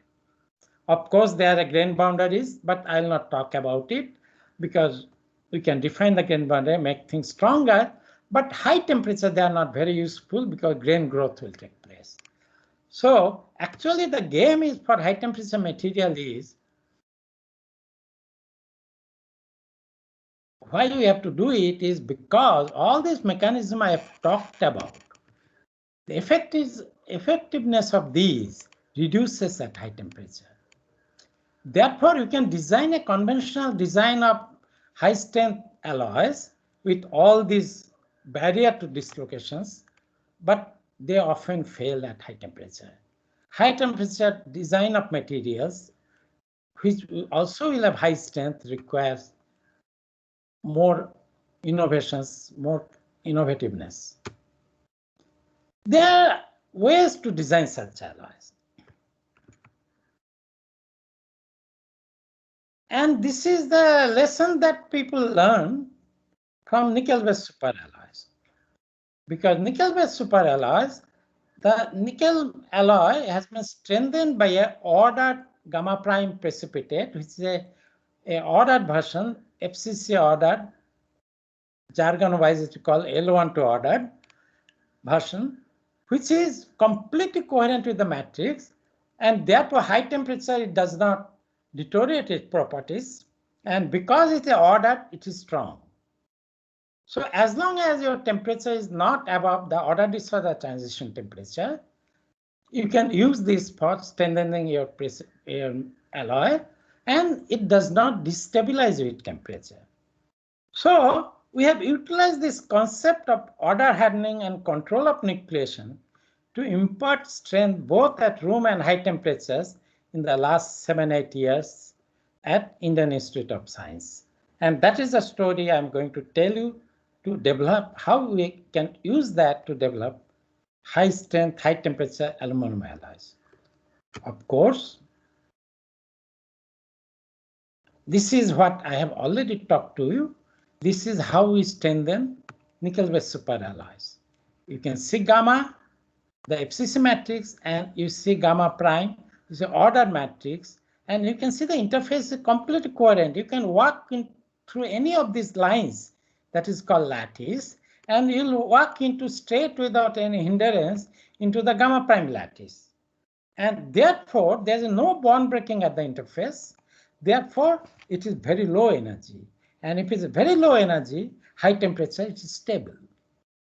And this is what we have utilized for all nickel-based superalloys which drives our aerospace industries. Why it happens? Why it retains and increases strength, this order coherent boundaries?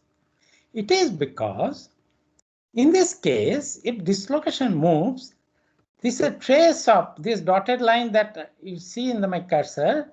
This is a trace of one slip plane where dislocation moves. And when the screw dislocation has to move through order things, it dissociates. In between, there's an antiphase boundary.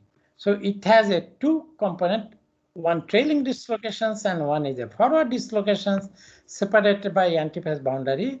Basically, what it does, when it goes through the order matrix, it breaks the order. And then the trailing dislocations restore the order. So that is what is the concept of super dislocations. But often what it does, that it can cross slip into another plane, for example, in this case, 100 plane. So this pair, one of them moves into the other slip plane. Therefore, they face a difficulty. They have to move together, but one of them is in another slip plane. And this is called lock. And this lock forms in order material. So when a dislocation moves through it, it produces a complex arrangement. First, it cannot go single. It has to produce a pair. Actual pair is a very simple thing. It can produce even more complicated arrangements depending on stacking fault energy and antiphase boundary energies. And then it moves to the other planes, a part of it, and it produces a various type of locks, and therefore dislocation doesn't move. If dislocation doesn't move, material strengthens. So when dislocation tries to move through the order precipitate, it cannot move, and therefore they act as a strengthener. This is called order hardening. Now, if we can use this order hardening also to develop aluminum superalloys together with precipitate hardening. And that is the whole game that we played in developing aluminum superalloys. Our work actually started quite some time back, about 10, 12 years back, when Boeing company came to Indian Institute of Science and they wanted to have a very strong collaboration with the IISc. They wanted to open up a center at IISc, first one outside USA.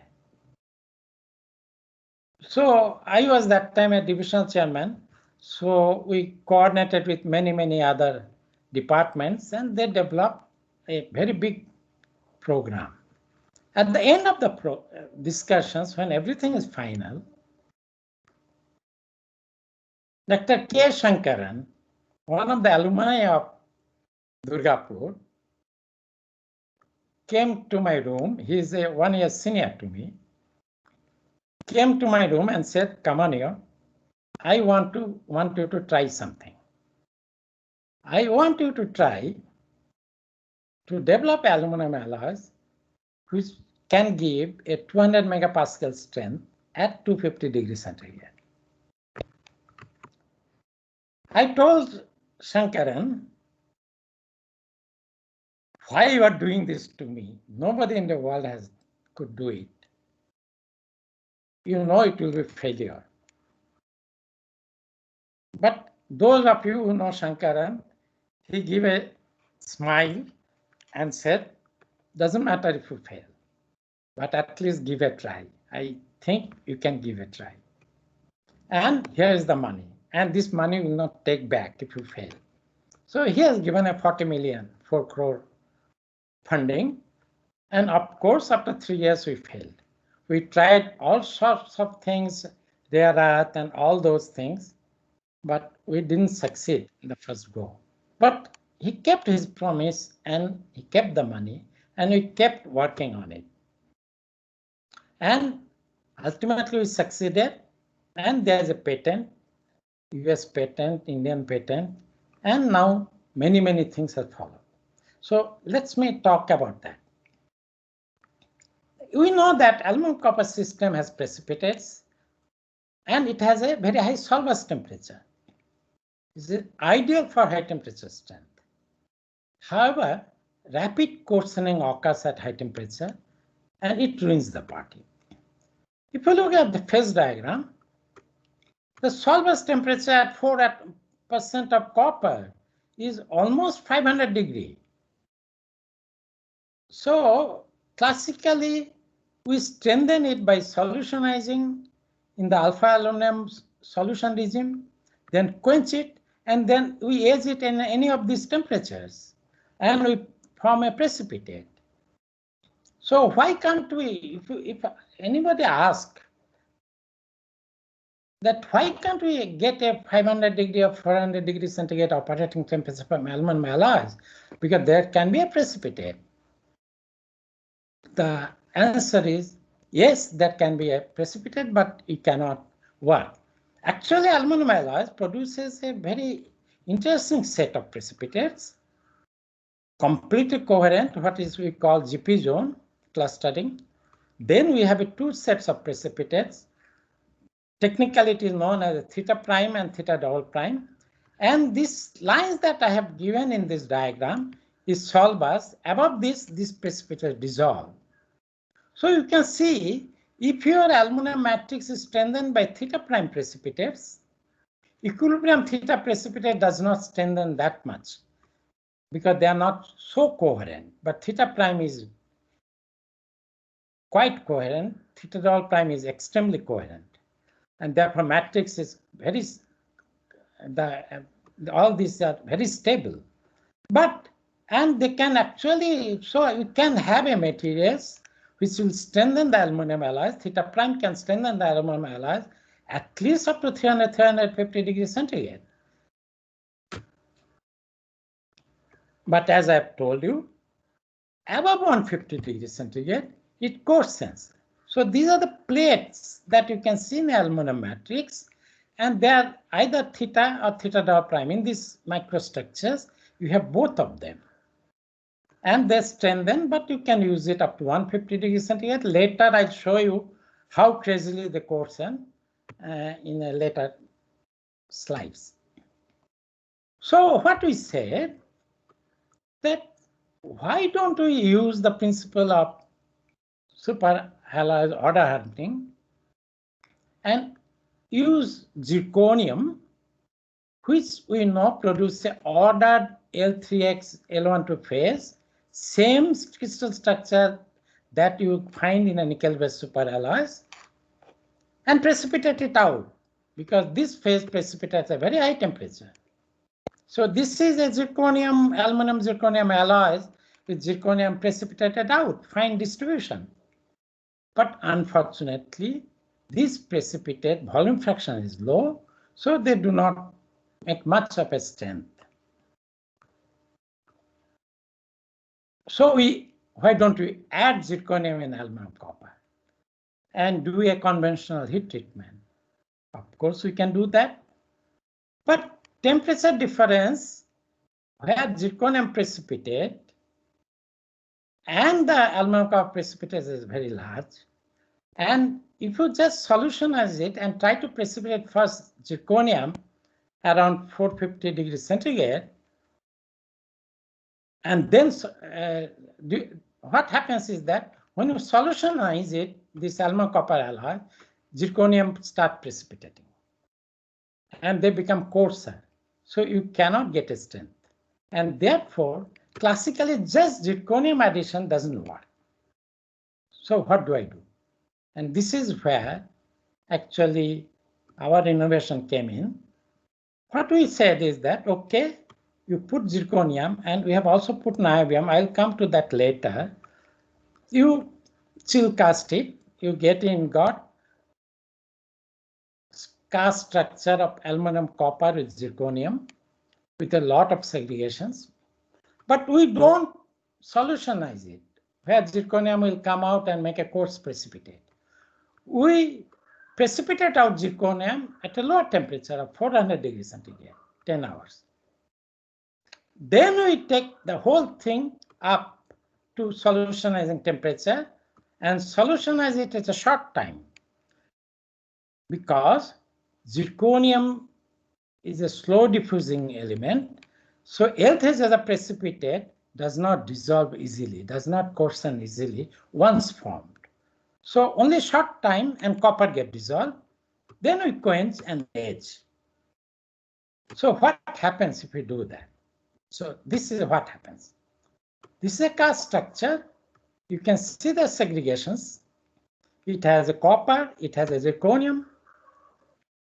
You do 400 degrees centigrade 10 hours, you think that this segregation decreases because zirconium has now precipitated out.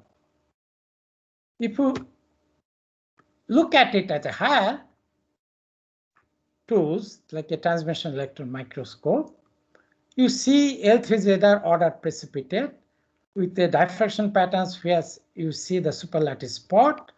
You can also do an atom probe, and you can see that L3Z precipitate. Then you solutionize, and entire copper has gone into it, but zirconium precipitate did not coarsen much. So you quench it. Same story in the atom probe. So you quench it and then age it. And you get this beautiful structure. This is beautiful because this plate that you see here is the plate of theta prime. This plate is famous for strengthening aluminum alloys. But you see that every plate has nucleated on a L3 precipitate. You can see it more clearly in the right-hand high resolution image on the TM. So this is not a normal copper precipitate. This is heterogeneously nucleated precipitate, nucleated by earlier precipitate of ordered L3Z. And if you do a diffraction analysis, you can see that theta prime and theta double prime, depending upon the aging, and you also see the L1 to precipitate reflections. So you can do a tomography on this. Atom probe tomography, the latest in characterizing such materials. And you can see beautifully, these are the plate of aluminum copper theta prime.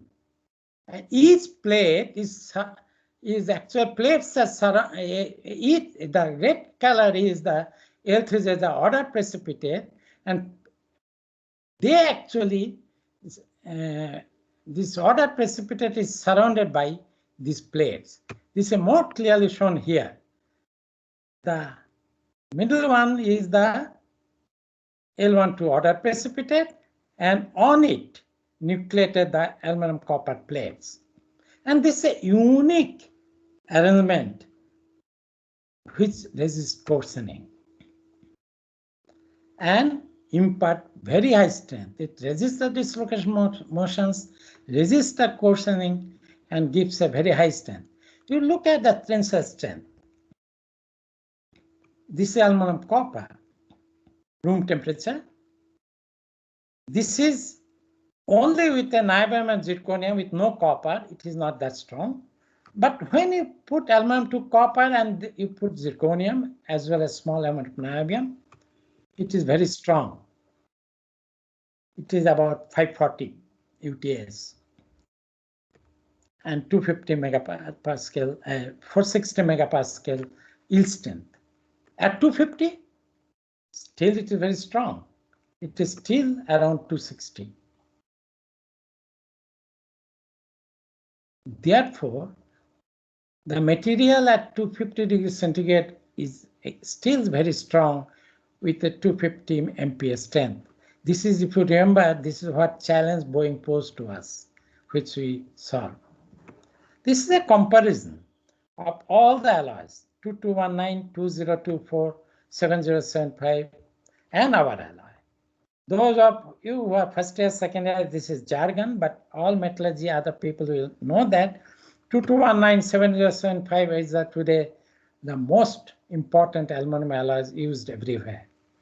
But high temperature strength, if you look at, that is a green. This alloy surpasses every one of them.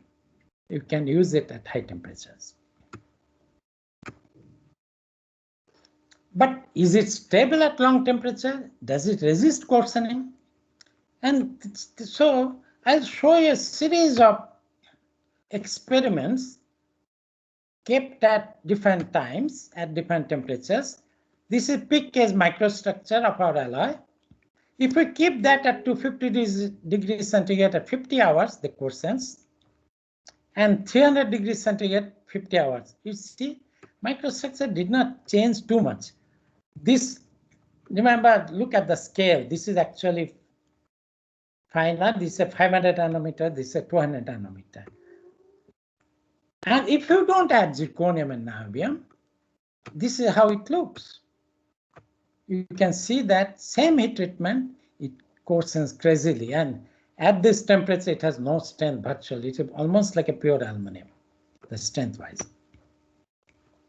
And this is the coarsening rate. When I have zirconium niobium, it doesn't coarsen. It coarsens very little. I will not say it doesn't, but other alloys it coarsens very rapidly. We have also done a phase fill modeling in collaboration with Professor Shashwat Bhattacharya at IIT Hyderabad, because I knew him for a long time from his IIT Indian Institute of Science days. So he and his students have done wonderful phase fill simulations and confirmed what we see in the microstructure. His phase fill simulations and our microstructure is identical. And therefore, what we are talking about is correct. But you can ask why we are adding niobium. If we remove niobium, actually it happens same thing. You get same microstructures. And you can see this imaging here that this has only aluminum, copper, and zirconium, that L3Z are precipitates, and the theta prime precipitate has only copper. So it does not have a niobium.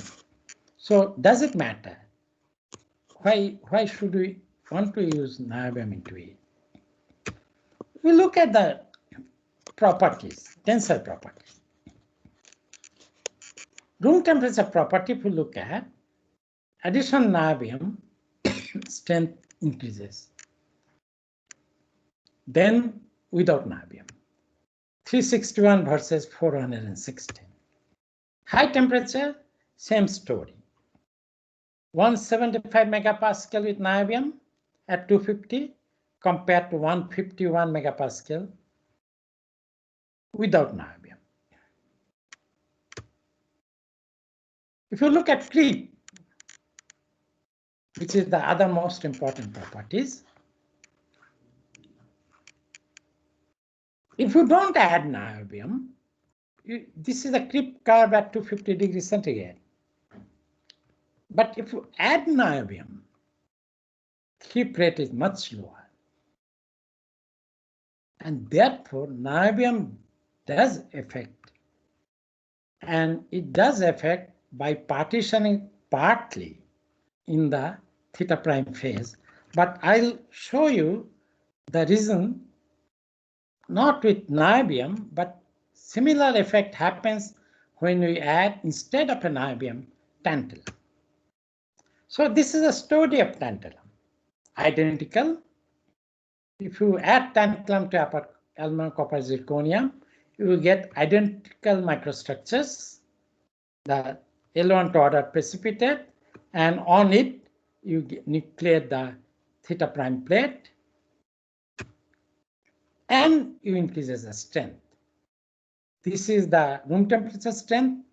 The brick color is the for tantalum alloys, and blue color is the aluminum, copper, zirconium alloys. So tantalum addition really improves. And this is high temperature strength. At 250 degrees centigrade, again, aluminum, copper, zirconium, and aluminum, copper, zirconium plus tantalum, and again it improves. It also improves in the resistance to coarsening. This is the micro function of different aluminum, copper alloys. You see 100 hours, they become very soft. It's about 80 megapascal. It's almost pure aluminum. This slightly more. Hardness more than 100. It's about 1 at 2. So that is remarkable. So what it does. So we have now the state-of-art electron microscope, as good as it can be anywhere in the world. This is Titan electron microscope with everything that is possible. Incidentally, many of those atom probe also is done in our place. We have state-of-art, one of the best atom probe in the world today. Now you see, this is the theta prime plate. Sorry. And this is the matrix. And if you look at it, these are the column of atoms, site of copper, and these are the copper atoms, the bright one inside, the 3 row.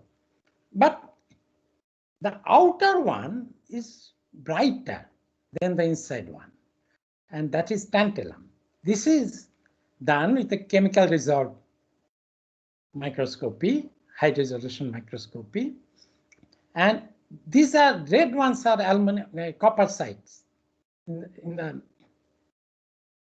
Sorry, it is the aluminum site in the matrix, and they continue. Actually, some sections, the theta prime and aluminum is very similar. So you can see those aluminum atoms here, but spacings are different. Inside 3 row, which is less strong, but strong enough, they are copper.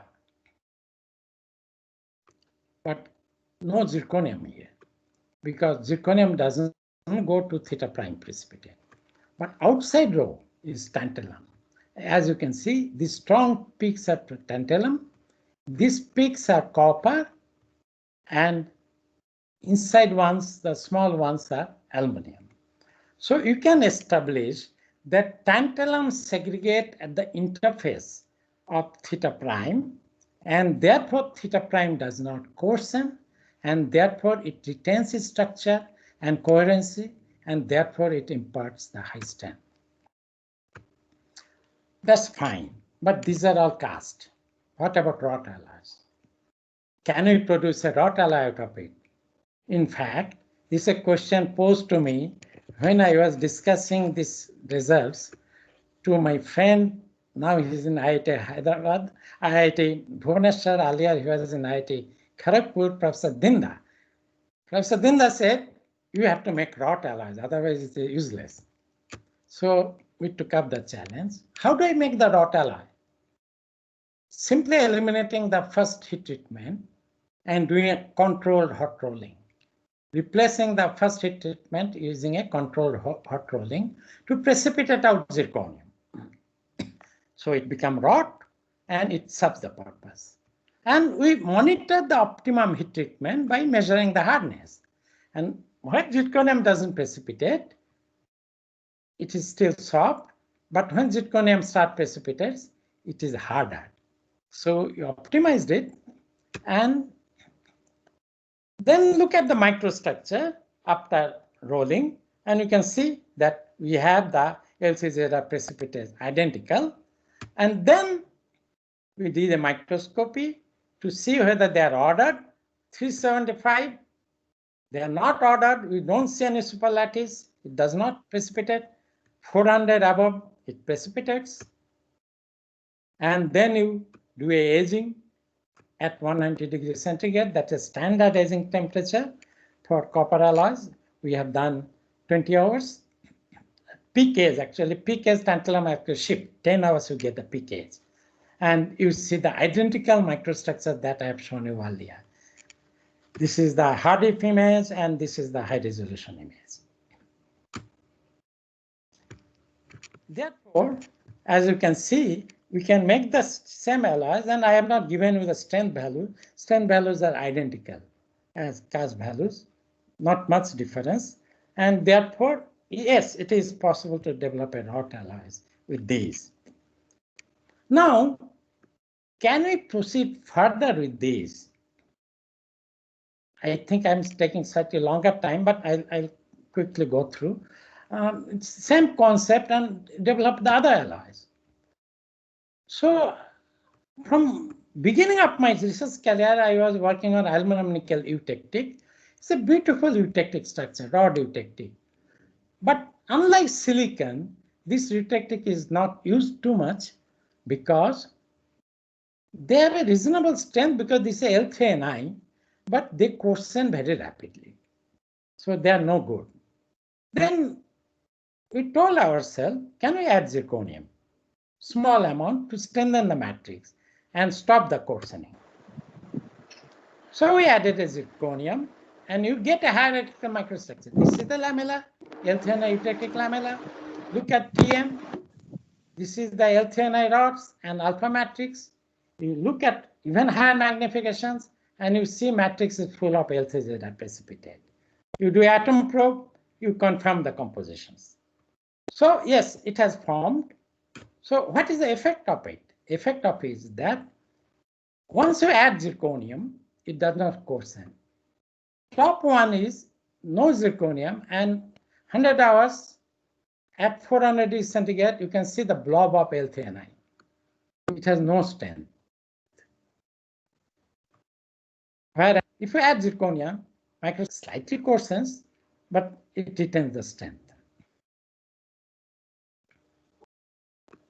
I'm sorry, I think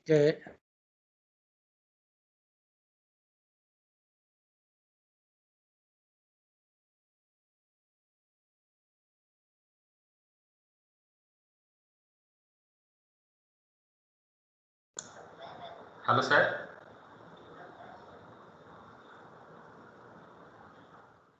Sir. Sir, I think the video has been lagged.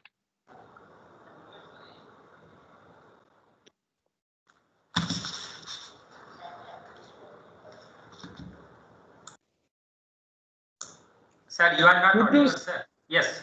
Could you see my slides? Yes, sir. Yes, sir. Yes. Okay. So actually, Microsoft team took me away and then brought me back. Okay, sir. Okay. So if you now look at the strength value, you look at it with the zirconium added, room temperature strength 350 megapascal and 250 degree 200 megapascal instant. So very high. And stability, you can see the difference. At bottom was aluminum 3 nickel without zirconium, top was zirconium. So you can develop a new series of cast eutectic alloys using the same principle. But why it is so with the addition of zirconium? To understand that, we have looked at the interface of L3Ni and aluminum in the atom probe. And Professor Surendra Makineni has detected this. You see a segregation of zirconium at the L3Ni aluminum interface. And if you have a zirconium segregation at the interface, zirconium doesn't diffuse in aluminum easily. Zirconium is a big atom, and therefore this interface is stable, it cannot coarsening requires diffusion, and that is inhibited, and therefore this alloy can be used at high temperature without any deterioration. And you look at creep, it is reflected in creep.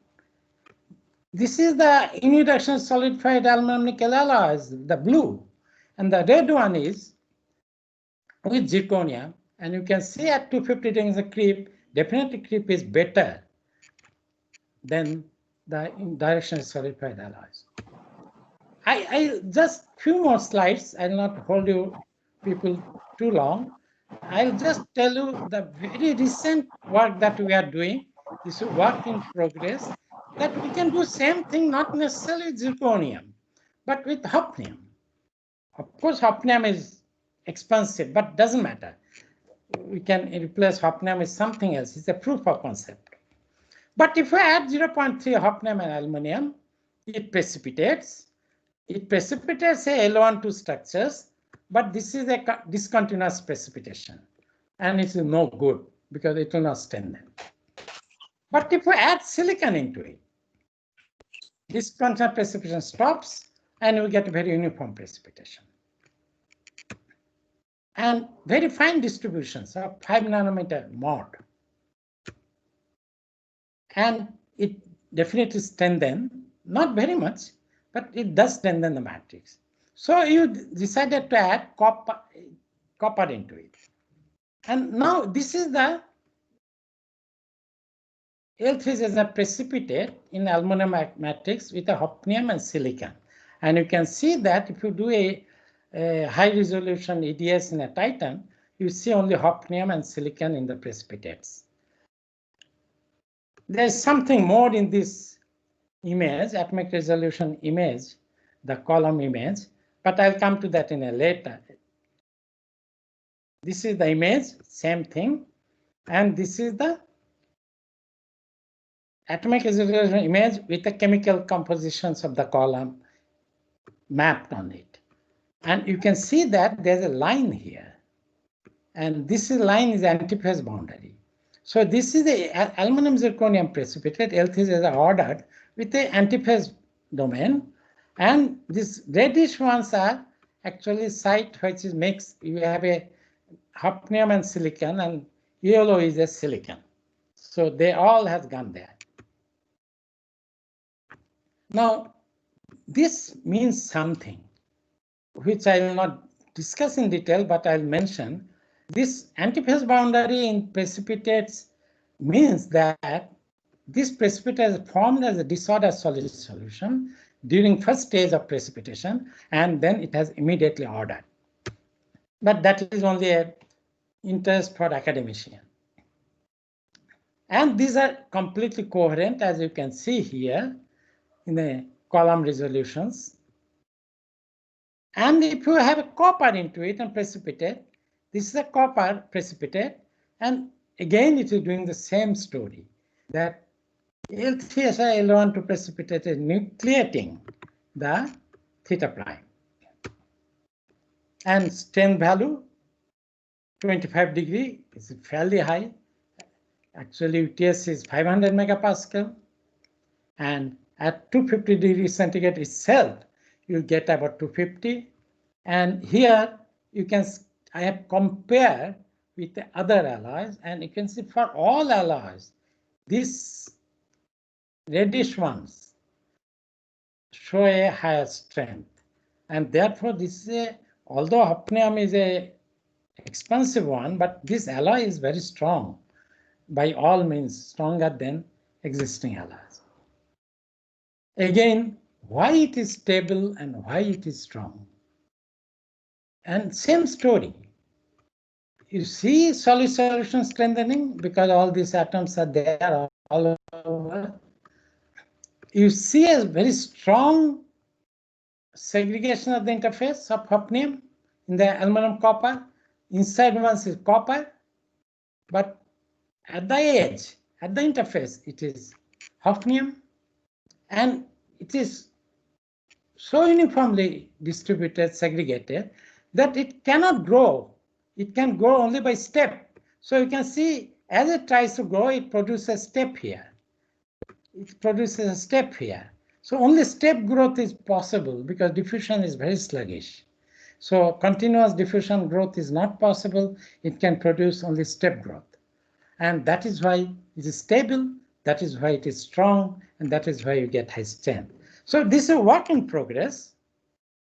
And I hope I could show that you can get a high temperature, high strength aluminum alloys, which is called super alloys, because for 250 degrees centigrade and above aluminum alloys, it is a high temperature like a super alloys.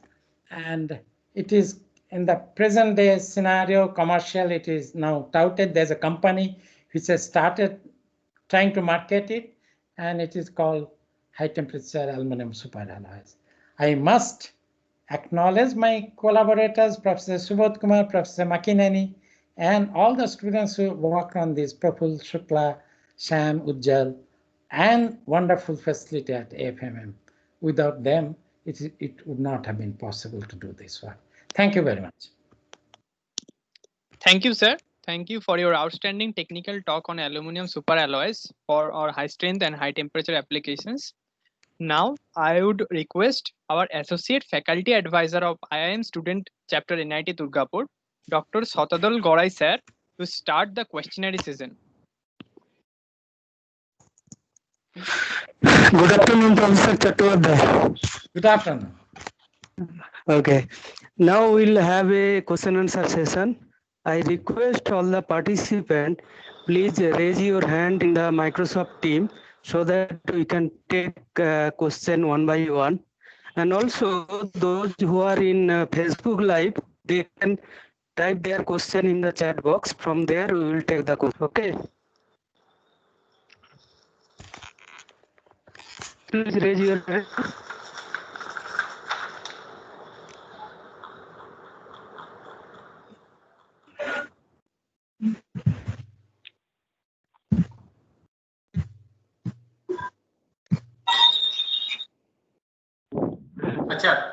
Before taking the questionnaire session from the participant, I can see Professor Veena Sajal. She is the founding director of the Center of Sustainable Materials Research and Technology in USW, Sydney, Australia. She is online. I request Madam to take part in this session, and if you have any questions, then you can ask. Madam, please switch on your video. Veena, madam. No, thank you very much. I unfortunately have very low bandwidth here with my internet, so I'm afraid if I drop out any time, so I'm going to try just with the. I guess just hopefully you can all hear me. But no, I just wanted to say thank you so much to Professor Chattopadhyay. That was a very inspiring presentation. And really very nice, and it's certainly fabulous to hear this fantastic work that you presented, and very, very, very inspiring. So I certainly would love to be able to, hopefully be able to get a copy of your paper, and if at all possible, if we can also share some of this. Fabulous work with people at UNSW. So I don't know if that might be possible to perhaps. Well, some of it is published. That is okay. Possible. Some of it is not published, which will be published in few months' time. Oh, fantastic! The student is Ujjal is submitting his thesis. Okay. And we'll be publishing it next few months. Oh, fantastic! Yeah, but those things will come very soon.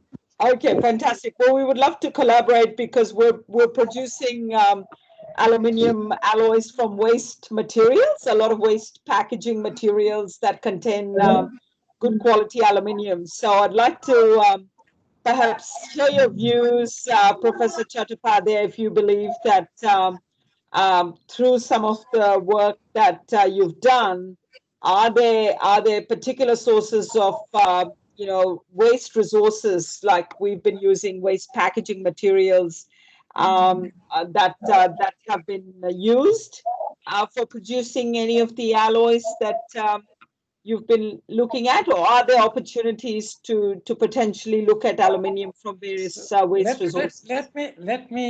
I'm delighted to hear that. Actually, we have a strong interest in waste materials and recycling. And one of the faculty of IIT Kharagpur, who was my former students, yes, and he is there, I think, online.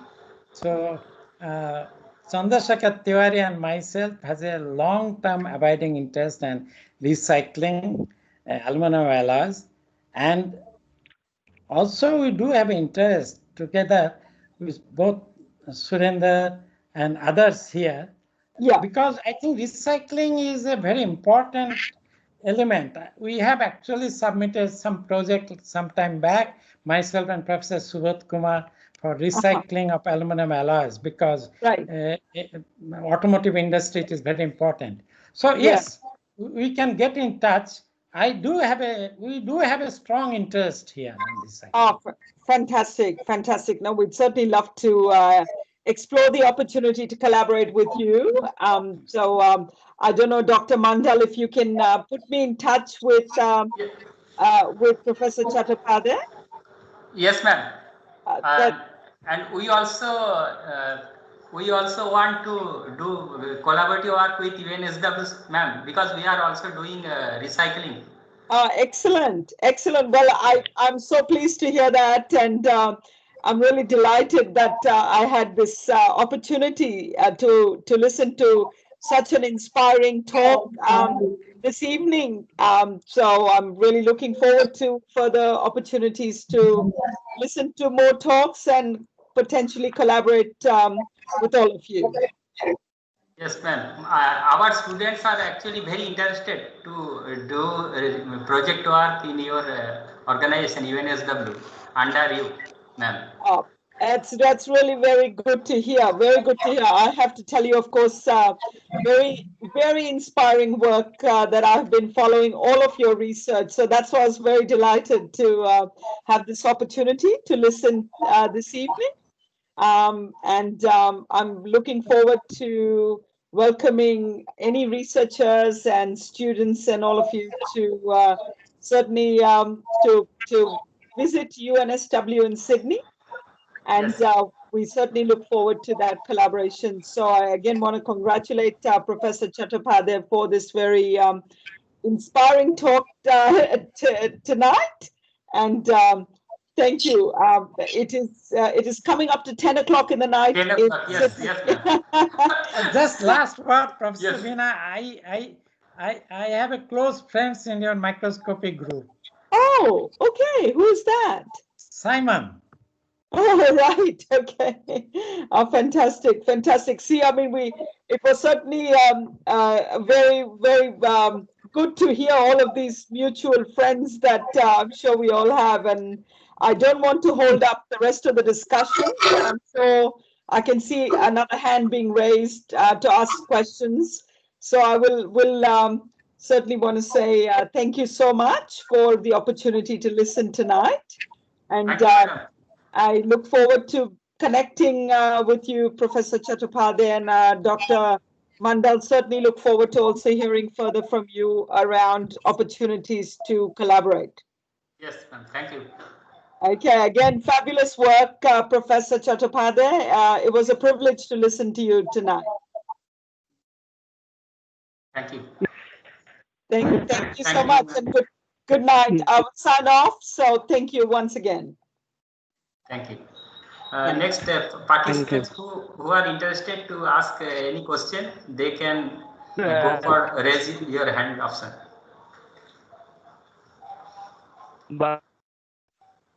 Go ahead. Yes, first question by Loitendu Badu, our secretary, Durgapur local chapter. Sir, unmute yourself and ask the question. Yes. Hello. Yes. Am I audible? Yes, Okay. you are audible. Continue. Sir, Kavanio sir, it is a very, first of all, I would like to express my gratefulness for this very nice technical talk. We are really very, very grateful. And the students will obviously, they will harness a lot of benefits from this technical talk. And from an expert like you, sir, and I'm also grateful that I'm secretary now. You have also served as the president of IIM. So it is a great opportunity to mix with you and to mingle with you and to talk to you, and to know your such huge technical expertise. And sir, the question is very simple, but I always have a big question mark. How these aircrafts? I was very much interested in aircrafts. Like Duralumin, they started making this aircraft and this Rafale. Can you throw some light, like how this, what prompts, I mean, what drives such material for what are the basic properties, what is expected, and how Rafale is a very leading aircraft, I mean, fighter aircraft in this world. So can you throw some light? See, I do not know really Sir, what Chattopadhyay sir, material being Chattopadhyay used. sir, 1 minute. Chattopadhyay sir, I am interrupting you, sir. Sir, so just answer your PPT first. Otherwise, you are not visible, sir. Huh? Just answer your PPT first. Oh, PPT is still on? Okay. Yeah, answer you, sir, first. So that we can see you. I'll do that. I'll do that. Okay. Stop sharing, sir. Go to stop sharing. Stop sharing I have to do. Yes. Yes, sir. Yes, it is okay. Yes, sir. Continue, Yeah. sir. Let me answer your question. I do not know what is the material used in Rafale, but I am sure that Rafale has used quite a bit of composite, because otherwise radar cross section cannot be reduced. And I'm sure that Rafale has used quite a bit of titanium, because if you use composite, you cannot use aluminum next to composite, because interface it forms aluminum carbide. So if you use significant amount of composites, your materials of choice become titanium and not aluminum. And therefore, I suspect, this is suspect, I don't know, that fighter aircraft with a reduced cross sections are titanium and composites, not aluminum. Okay. But Inside, the titanium is costly. inside fittings may be aluminum, but outside surfaces and all those things, it cannot be aluminum. Okay, sir. Thank you, sir. Thank you, sir. Other question? Next. If any participants they cannot access the raise your hand option, they can unmute and ask. Sir, there is a question in the chat box. Yes, tell. By Manodipto Mukherjee, he asked that my question is, what is the possibility to further improve the barrier to more than 300 degrees Celsius regime with reasonable strength, say 250 megapascal? Can you get the question, sir? Yes. Yes. Let me answer. See, our goal was 250 met. Our goal still is 300. That is why we look for hafnium, silicon, so many things. And now we know that adding tantalum helped in aluminum copper zirconium. So I think a lot of alloy designing is still left. The story is not over. Actually, bright young people should do it. It can be done, and it is very hot. It is not a old subject. Whole world is looking at it. It's very exciting. Okay, sir. Next question. Yes. Anybody want to ask any question? Yes. We like to have some questions from the students, the members of this IIM chapter, newly inaugurated IIM chapter. Sir, I have like, hello, sir. Yeah. Yes. Yeah, myself Sabir Hasan. Sabir. Sir, yes. actually, yeah, sir, actually, we are going to deliver a project where Switch on your where video. Switch on your video so that we can see. Yes, I'm listening. hello. Yes, continue. Yes, sir. Sir, myself Sabir Hasan. Sir, actually, we are going to deliver a project where hot air has to carry out it in 350 degrees centigrade. Which meter? Sir, we are using IS 2062 MS IS 2062 grade. So is it suitable for that purpose? There is no required high strength. Only hot air has to carry out. That any steel will do. Hello. Any steel will do. Any steel. Any steel you use, 350 is nothing. If strength is not important. No, strength is not important. Only hot air has to carry out at 350 degrees centigrade maximum. What is the temperature of good old days? Our chulla at home. Of course, you people have not seen chulla. In my young days, my mother used to do there's iron grating, and that temperature is easily more than 350. So It is near about 600 to 700. Corrosion high temperature corrosion resistance is the most important thing. I think that for that purpose. So from hot agent is coming 850 degrees centigrade, and then by dilation blower we are using 350 degrees centigrade. Then steel is better than. You can use galvanized steel, no problem. Okay, thank you.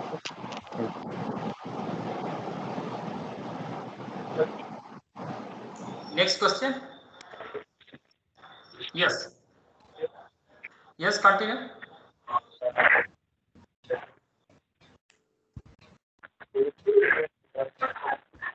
Your voice is not clear. MV Natraj. Your voice is not clear. Hello. Yes. Continue. Hello, sir. Hello, sir. This is Natral from Vellore Institute of Technology. I can hear you. And first of all, I'm very much happy and delighted to see all the delegates and Make your video on. And sir, my question is: everybody is talks about high temperature only. So what happens when the material is really subjected to cryogenic temperature? You're right. Particularly if you use steel, there's something called DBT, ductile bit transitions. That's a different area altogether. Hello. Yes, you are correct. Cryotemperature materials is a different area altogether, and actually there are a lot of materials and lot of work for that, because as you know, this is very important for spacecraft because they have a cryo engines. This is also important for submarines because they go to when they go under sea, some places it becomes a very low temperature. This is also important for mountains, high mountains like what we are talking about now. So yes, but that you can develop materials question, for sir, that. actually. Yes, question. Your question is actually. But it is a different. I am not talking about it. What is it worth looking at? Any other question you want to ask? Sir, hello. Yes. Yeah, sir. Actually, the main question is: so is it really possible the precipitation by extended process, mechanical process? That is a mechanical treatment. So strain induced precipitation is possible. Can you repeat once more? Yes, sir. Actually, already the precipitates are there in the aluminum alloy. So if we treat it with a mechanical treatment, surface mechanical treatment, so is it possible to get a new kind of precipitates? Strain induced precipitation. is possible. Is it possible, sir? But aluminum alloys, standard aluminum alloys, whether it is possible, I don't know. But many other alloys, it is possible. Yes. My answer to your question is yes, but specificity, I cannot tell you. Okay. Robin Mandal, any question? Sir, if it is like short pinning or laser shock pinning, is it possible to get a new kind of precipitate, sir? Provided you heat treat. Because remember, precipitation requires diffusion. Hello, I think my bandwidth is very low, sir. No. Hello. Please remember that when you do short Hello. spinning and anything, process like that, you strain the material. And then if you want to precipitate, you have to do a heat treatment. Yes. Okay. Yes, those precipitation nature will be different. But it will not form automatically at low temperature. Next question, M. Das. M. Das. M. Das. Yes, go ahead. I think there is some problem. Anybody? Robin Mandal? Yes, sir. Sir, I have a Go ahead. question. Am I audible? Yes. Continue. Yeah. Sir, as the motto is to make the alloys high strengthening, and it can sustain the high temperature. So, okay, is it possible to make some aluminum materials like that inside aluminum matrix? We deposited some kind of CNT, carbon nanotubes or graphene-like sheets, and to give the aluminum material strength. And outside the aluminum material, we do some ceramic coatings to sustain the high temperature deformation like that. Is it possible to make some kind of materials for? See, graphene or nanotube in aluminum is something it is very popular today. And people have done this. There's a difficulty in how to incorporate it. There's a difficulty in processing.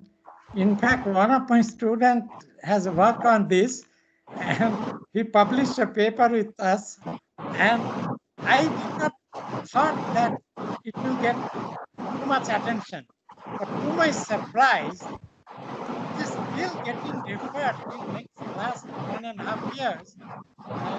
It been close to 100 citations. So definitely it has interest. But ceramic barrier coating is very easy for aluminum alloys because you can anodize aluminum and coat L2O3. But how much they'll protect from high temperature, I do not know. But your idea is all right. If you have a graphene or carbon nanotube strengthener, high temperature it can withstand, and that's why one of the there are two reasons for the interest.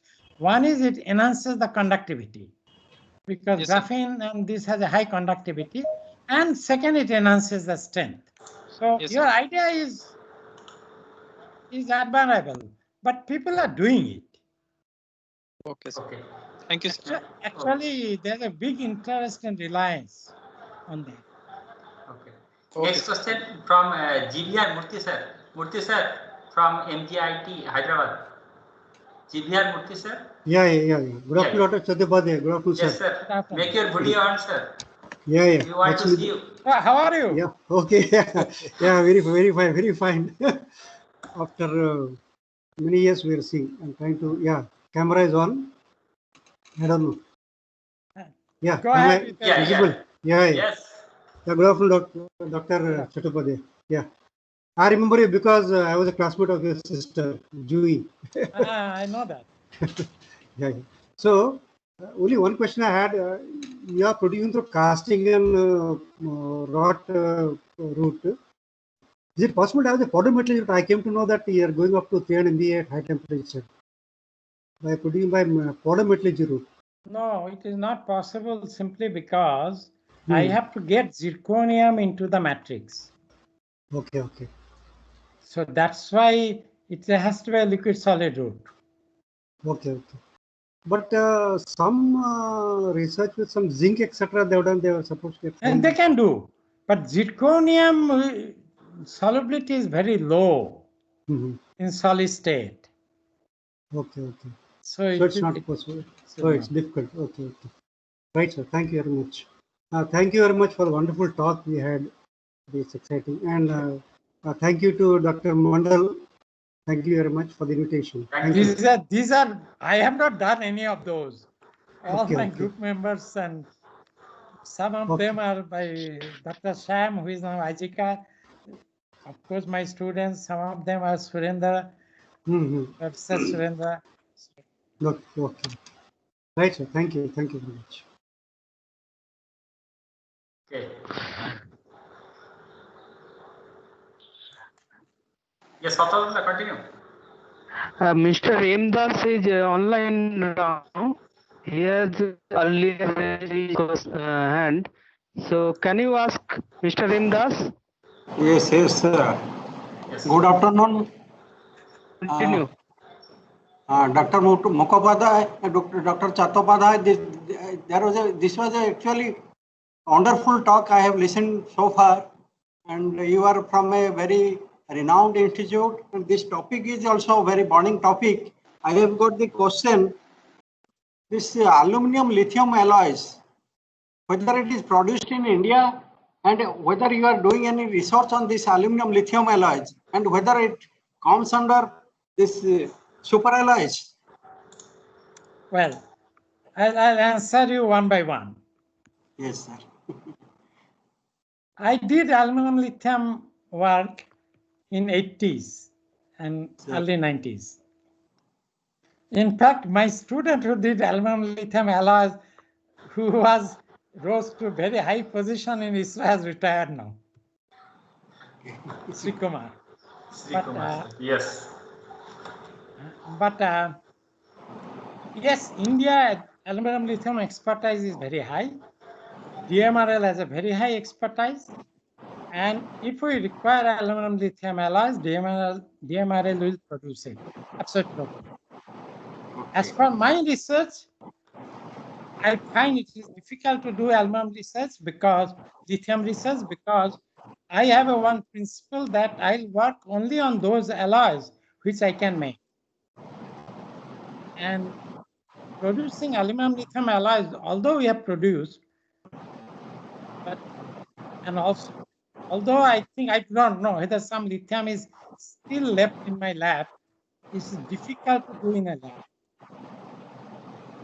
So if somebody produce, you can work on it. But alloy development, somebody produce, you cannot, you have to play with it. So you have to make it again and again. So that becomes difficult. So places like DMRL and others can do it. And they're doing it. There's some very good work has done in India on aluminum lithium. Aluminum lithium has some problem of directionality of properties. And many people in India, including, I think, our department, I think people work on it. Professor Satam Subhas also has worked on it. I think that's interesting problems. And aluminum lithium may come back, but strength is not. Strength is not the level at we are talking. That's the only way to do it. At room temperature. Thank you very much, Mr. Chattopadhyay. Your this talk was actually very fantastic and very good. Thank you very much, sir.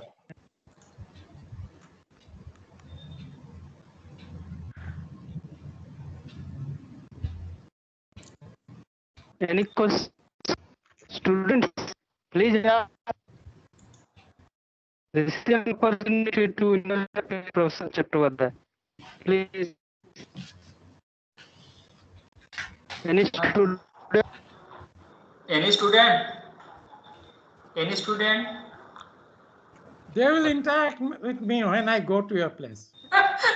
No, sir. Yes, sir. Definitely, we'll be happy to welcome you at our place once this situation improves. We'll happy to have you with us in our department, and that will be very good interaction program. We will arrange in physical mode, not like this kind of virtual mode. I wanted to go to so many places. We are all waiting. Okay, sir. Okay, some question. I expect some question from student. Particularly the Abdul Rahman. students. Yeah, Abdul Rahman. Sir, I don't have any questions as of Okay. now. Okay. So He is the students busy for conducting. Actually, he is the chairperson. Therefore, he is busy for conducting this session. I must tell all of you that I benefited, not only I am an alumni of Durgapur, large number of my students has come from Durgapur. NIT Durgapur, yes. NIT Durgapur, and even another 2 months, the student that will pass out is your graduate. Hello, sir. Hello. Sir, there is a question in the chat box. Chat box, yes. Yeah. The question is, can this alloy be produced for near net shape casting through semi-solid route? Yes. Interesting question, sir. I don't know. Semi-solid route probably not possible, but we have not started work, but it is my personal view that additive manufacturing will be ideal route for this material.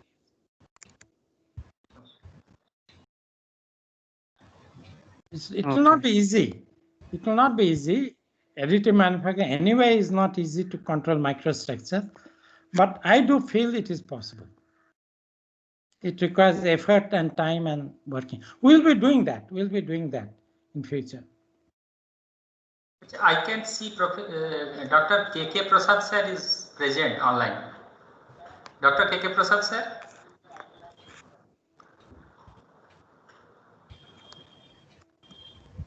I have not seen him for a long time. Yes, sir. K.K. Prasad sir. I am not able to get the visuals clearly, but anyway, it was an education for me. Oh, good. I've Thank seen you you in the very morning. much. I really cannot comment on this. This was all a learning process for me. Thank you. Thank you. Thank you, sir.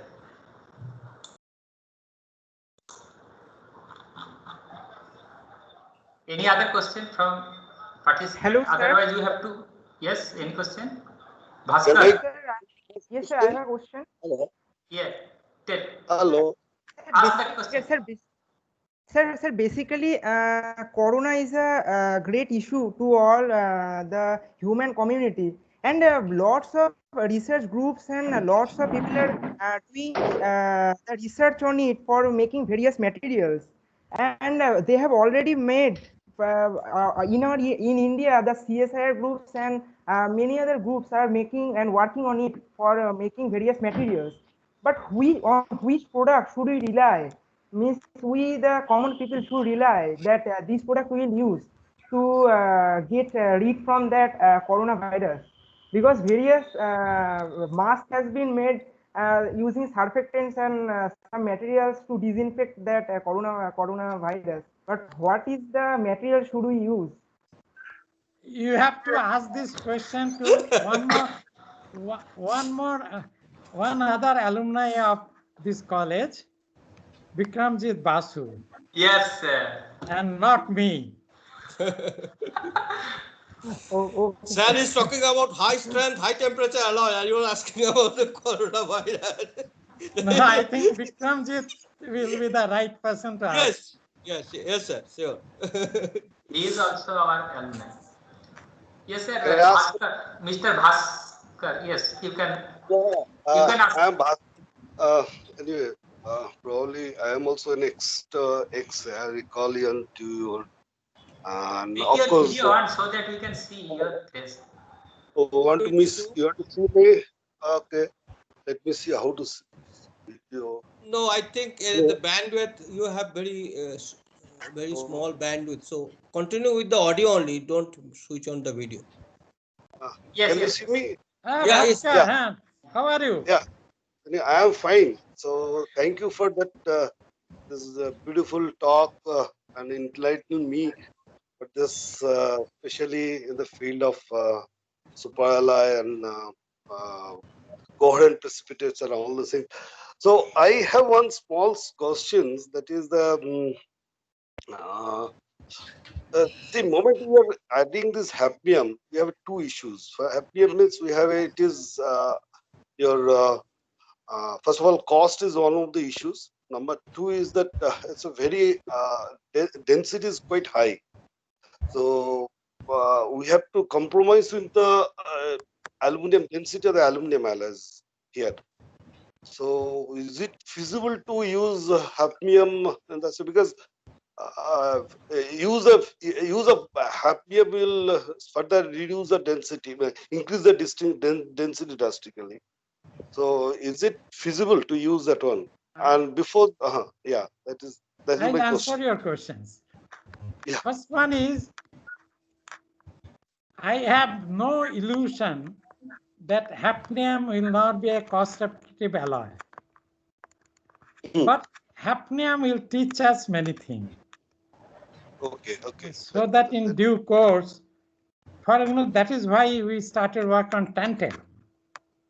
It is Tantalum is another same series. It is not as costly or as difficult to get as hafnium. It is commercially available. High density, higher than. But remember, we add 0.3 weight% of hafnium. Okay, I have not seen that. Both because I was hafnium, talum, these things, you need to add very small amount. Oh, okay. That was that point. I think I have missed that one. That's what I was thinking. That's why hafnium by itself will not strengthen too much, but it will stop the coarsening. Anyway, thank you very much. Yeah, it is very enlightened talk, and I thank this REC NIT. Sorry, okay. During our time, it is RECs only. REC people to make it public or to give it us also the chance to listen to Professor Casey. It happens to be that I am also from NIT and I was a student of Professor Casey also. Thank you very much for everybody. Thanks a lot. Thank you. Thank you.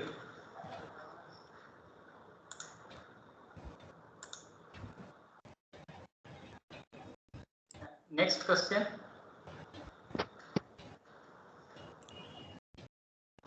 I think there is no more question, I think. So it's better to close the session now. Yes. So thank you all the participants for being part of this inaugural session and part of this enlightening talk by Professor Amonia Chattopadhyay. And we hope to welcome Professor Chattopadhyay in our department later. So thank you, and we are organizing this several webinars through this platform almost in a regular This is basis the 10th. every weekend. So I hope you'll be participating in the next sessions or next webinars also. Thank you once again. This is the one point I mentioned. I want to mention it is the 10th of this series. This was the 10th of this series, and I contacted with Professor Chattopadhyay sir 2 months back. Can I recall this date also? 2 months back, and we are waiting for 2 months to hear your talk, sir. Thank you, sir. And as suggested by Professor Chattopadhyay, it will be great. We can contact Professor Bikramjit Basu because this situation, it will be very fitting. No, his talk will be very much fit with this in this situation. So I will request Professor Bikramjit Basu to give a talk maybe in sometimes later. Thank you. Thank you, sir. Officially Thank you, sir. closing this program. Thank you. Thank you, sir.